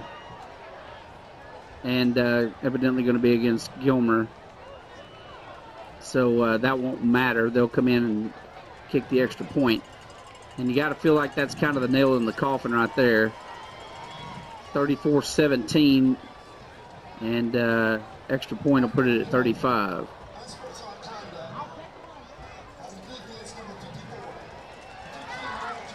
Yeah, so we're going to get 15 yards assessed against us for a personal foul after the play. And so that'll be marked off against the Buckeyes on the kickoff. So you know what they're going to do with the kickoff. That'll be an onside kick for sure. So here comes the snap, the hold, the kick. It's up and good, and Lindale goes up 35-17. We'll be right back after these messages.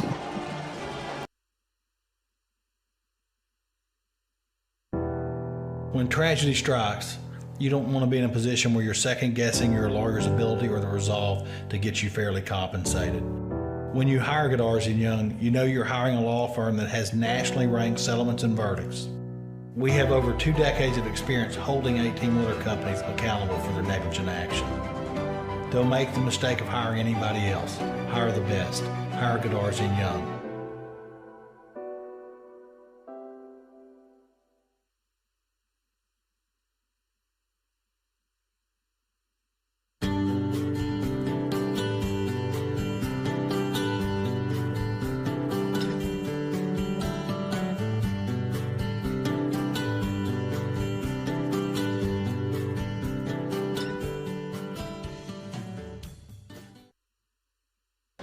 All right, we're back to Jeff Traylor Stadium. The band's having a good time over there tonight. Boy, they sound great. I tell you what, the band is How many, what'd you say, 130 kids, 120 kids this year? 136 at this 136. Biggest band I've seen in many years for Gilmer. And hopefully they'll take a good run at state this year and give the Lindale Eagles a run for their money. But both bands over there are having a great time in the stands tonight. They bring such an incredible atmosphere to the stadium. Both schools very spirited, great traditions, and we're waiting here for the onside kick. It takes a bounce. Buckeyes are able to field it, and Buckeyes now have the ball with 7:12 left to play in the game. It's 35-17 from Gilmer. Well, 3 scores down now, Jeff. It's very simple. They can't touch the ball again. We're going to have a score, an onside kick, a score, and another onside kick to have a chance.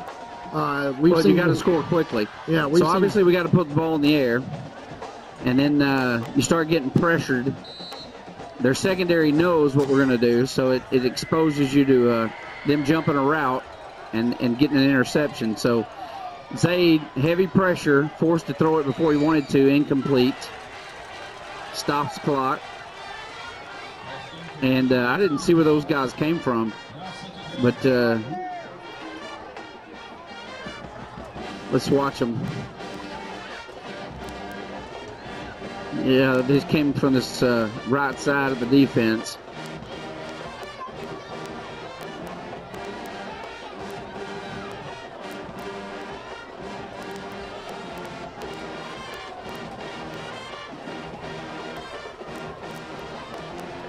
All right, there's the snap. Taylor drops back, pressure again.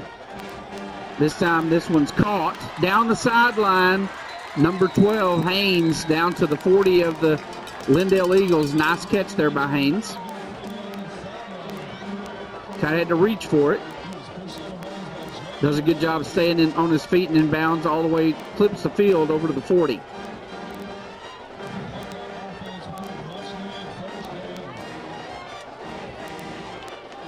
So Buckeyes send 2 receivers wide to the right, 1 to the left. Horns in the backfield. Haven't seen Hector in the game tonight. He is injured. There's a snap. Quick pitch to Horn around the right side. He cuts upfield for a gain of 4. 2nd and 6.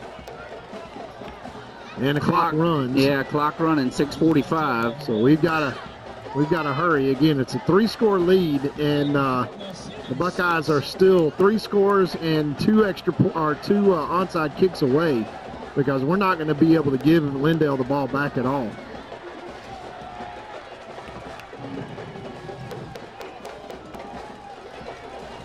All right, 6:23. Clock is ticking. And we're not in a hurry to snap it. There's the snap. They're coming hard. Taylor runs, got room, picks up the first down, runs out of bounds to stop the clock. And that took 40 seconds, Jeff. That's what's got to have a sense of urgency here, not only put points on the board, but we've got 2 more scores to go get after this score, and that means we're going to have 2 onside kicks, with Lindale understanding that we're going to do that. All right, Buckeyes, 2 receivers left, 2 right. Horn in the backfield from the shotgun. Here's Taylor. 6:06 left to play. 5-man front on the defense. And we got, they blew that one dead. Probably going to be illegal procedure, I'm guessing. That'll back the Buckeyes up 5. Yeah, 1st and 15. That was the receiver out here. Trace left too early.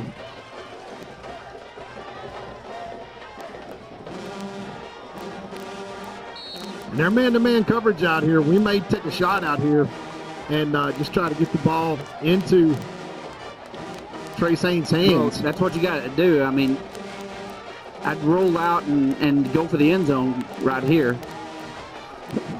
Time is not your friend. 6:03 left to play in the game.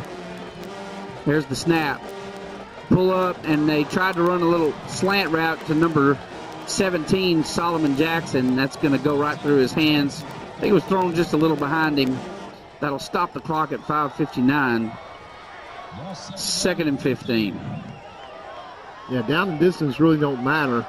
The thing that matters is whatever you do it fast. And once again, the Buckeyes still going to have 2 onside kicks. First things first, let's go score, and then give ourselves an opportunity. We still had 2 timeouts left and a 2-minute timeout, so the clock will stop 3 times under our control. Handoff Horn up the middle.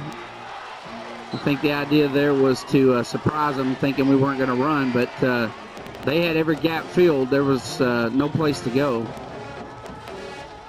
So now the clock continues to run, 5:42.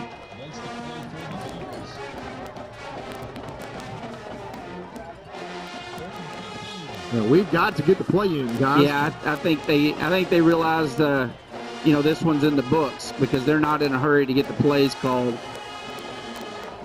This is just going to be about making the score more respectable because we are not in our hurry-up offense here. Here's the snap, heavy pressure coming from the right.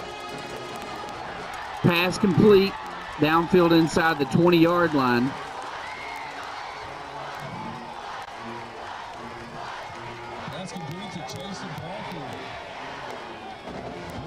That pass was complete to number 33. That's his first reception, I think, of the year. I don't even have him on our roster. That's another sophomore that's up this week. So 4th and 5, Jeff. Here's your ball game, and the Buckeyes cannot afford to give the ball back up. All right, there's the snap. Taylor got a man open. It's going to be short of the first down. Turnover on downs. Lindale will take over with 4:30 left, and of course they'll try to run the rest of the clock out here. They need a few first downs to pull that off, but they've been able to do that tonight, so makes you feel like that hopefully it'll end up 35-17. We don't want them to march down and get another score on us. So Buckeyes, again, facing some challenges. Young team, lots of sophomores, a lot more sophomores than I've ever seen in my 23 years of doing this on this team. And young team, we have no returners from last year on the offensive side of the ball. It takes some time to get in a rhythm. We got one more game before we start district. And so we got Brenham next week, and then we got a bye week. We got a bye week, and then we're in district play when it really counts. And that'll determine who goes to the playoffs. So the Gilmer Buckeyes have plenty of time as they stop that run short. They have plenty of time to kind of get it together, figure it out, make sure everybody's in the right seat on the bus, and make adjustments and get this offense gelling, because it does take time. Normally we'll bring back 6 or 8 guys on an offense, that played a lot from the year prior, and that just wasn't the case this year. Had several come back on the defensive side of the ball. But been a rough start to the year. I'll remind everybody we had a rough start last year as well. And the year before that. And the year before that. and the year before that went on to win the state championship. So and it's, I know Buckeye fans don't want to hear this, yeah, but it's on purpose. It's creating a scenario where once again we see the run straight up the gut, and Hagler ending that run very quickly. And I encourage everybody, don't question the coach's staff.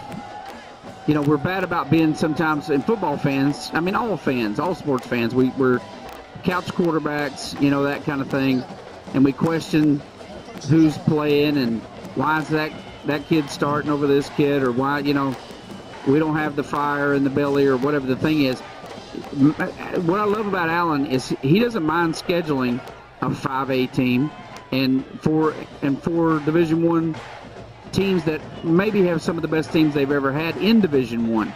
And he doesn't mind that, even though he's got this young team, because it battle hardens you.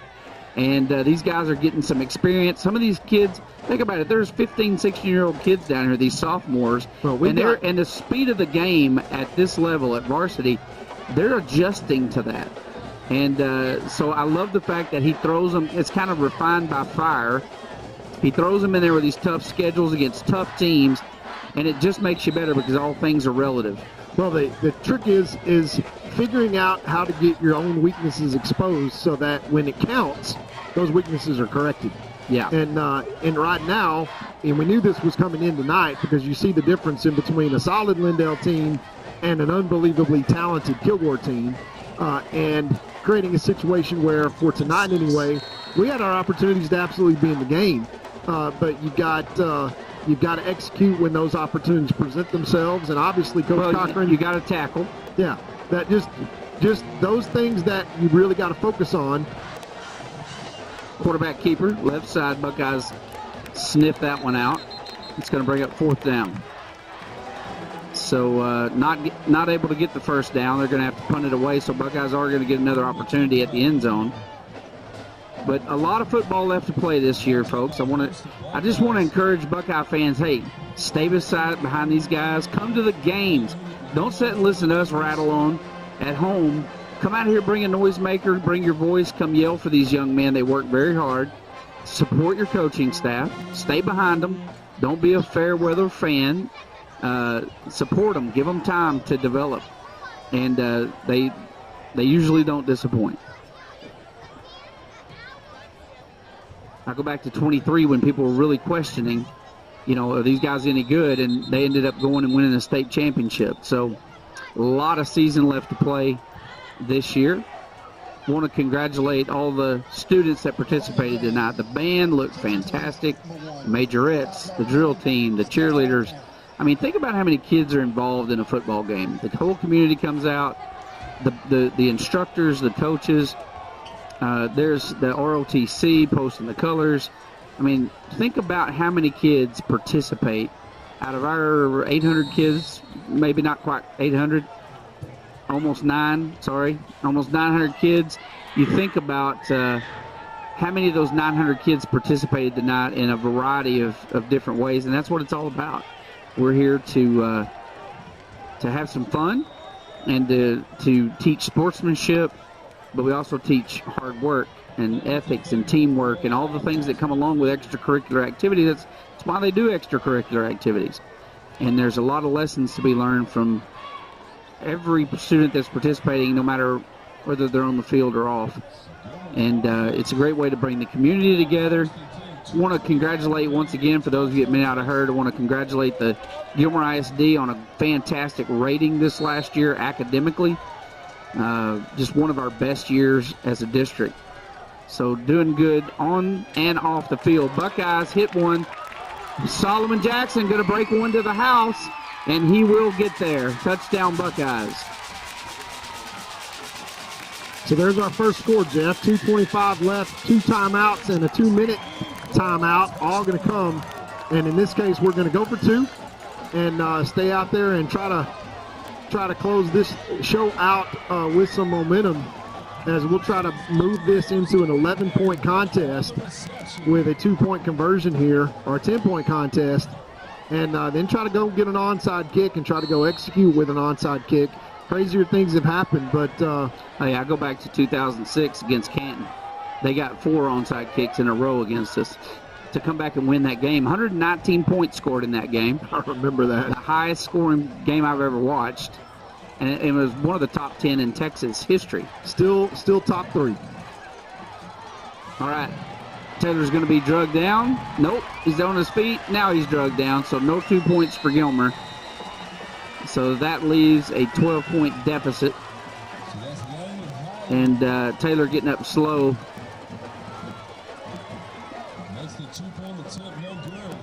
Yeah, he's yeah, I think he got we've all been there. That is not good. Yes, we have. That is not good. Let's throw it to a commercial. We'll be right back.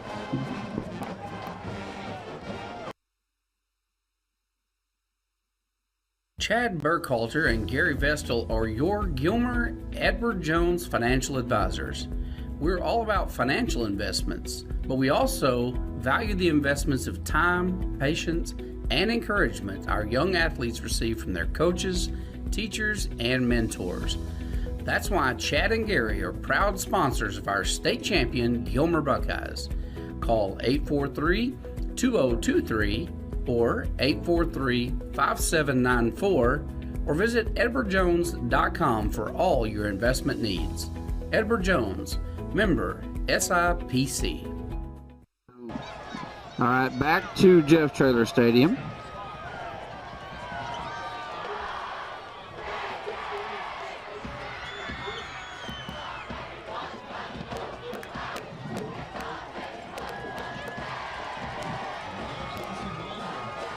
Yeah, so we'll see. We'll see here if I think your battery may be dead or something. Talking. Yep, you got a dead battery. You're done for the night. You're fired for the rest of the night. Do you? Oh, well, I hear me in my own head, but I don't know which one of us is coming through. All right, here's an onside kick. Ball's bouncing around. Buckeyes had it, and I think Lindale ended up with it. Boy, we had it in our hand.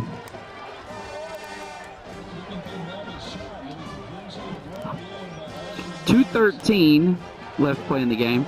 That was so close. I mean, it bounced right out of a Buckeye's hand.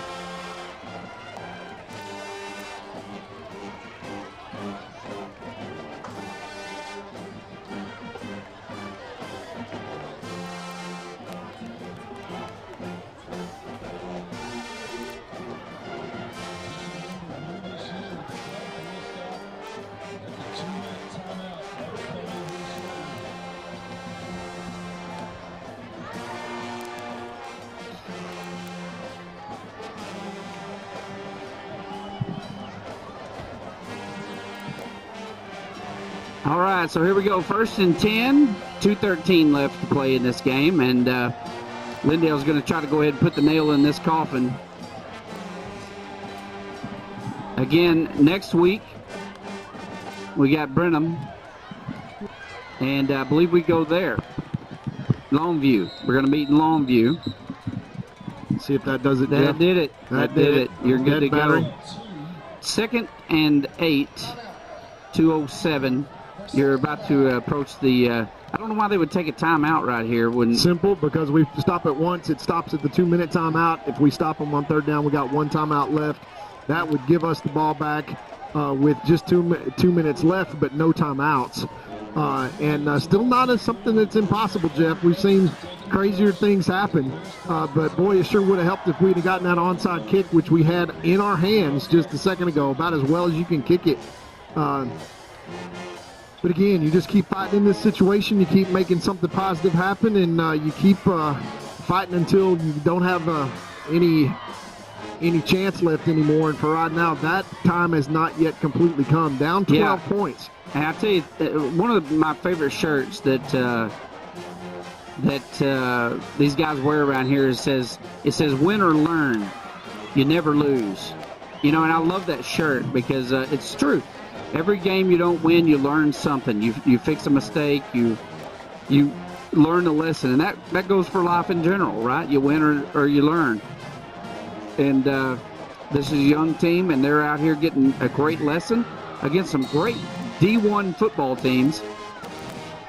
And they're going to get better and better as the year progresses. Number 5 around the left side picks up the 1st down, scampers down the sideline, finally tackled. We still haven't blown the whistle. We have a scrum down there. They are not blowing the whistle.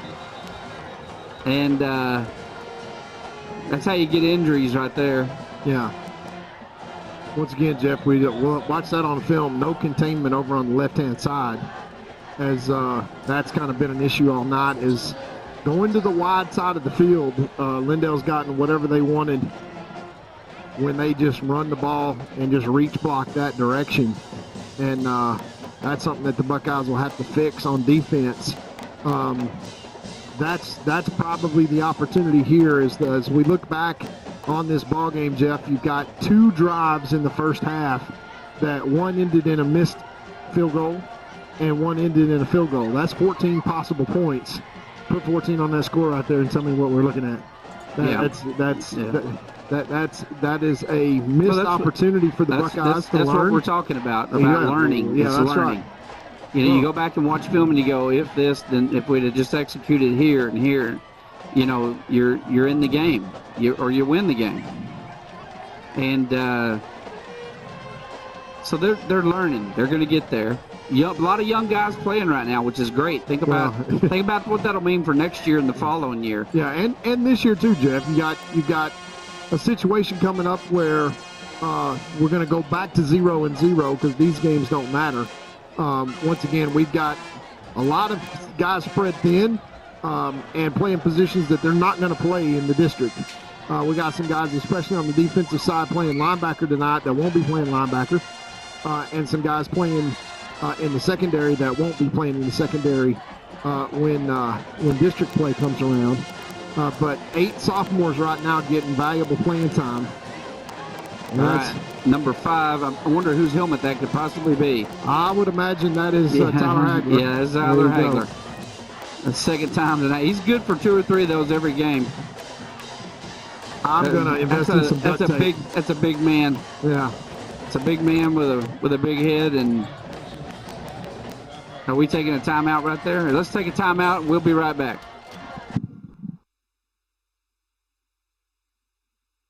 Banking the Texas way, with strength, trust, and hometown pride. Deposits that work harder, backed by neighbors who care. Your hometown bank is right here in Gilmer, Texas, 795 Highway 271 North. Texas Heritage National Bank, member FDIC.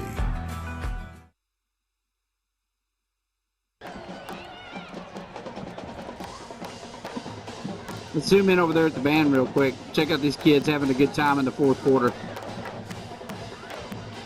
These guys are, win or lose, the band's going to have a great time. And we have such a great band. Look at that band. Man, those guys look fantastic. Yeah, they worked hard this week, Jeff. They sound good. All right, here's the snap. Handoff around the right side. Got room to run. I believe that's number 6. He's been a factor tonight, too. He's had some big runs. Lindale got some athletes this year. So after 9 years in a row of Gilmer beating Lindale, and I mean by the hair of their chinny chin chin, some of those games, I mean down to the last play of the game, Lindale's going to be the victor tonight over the Gilmer Buckeyes and breaking a 9-year losing streak against these Buckeyes. So they got to feel really good about it tonight. Anybody that comes into the Buckeyes house and wins, that's a big deal for their season. Well, they're undefeated now, Jeff, and that's the first time in Coach Cochran's career that they've started out 4-0. And one of the reasons is because they always play Gilmer in week 3 and they hadn't beat us. Yeah. So those guys got a good football team this year. They are in that district with Kilgore, and then they're in that district with Henderson. And they've got a Chapel Hill to deal with. They've got everybody that we played. So between Kilgore and Chapel Hill, I would bet that they're probably the 3rd team in the district. But they're definitely a playoff team. There's not a team that Gilmer plays in the preseason that's not a playoff team. And Lindale certainly that. But they'll get the victory tonight and kind of spoil the Buckeye homecoming.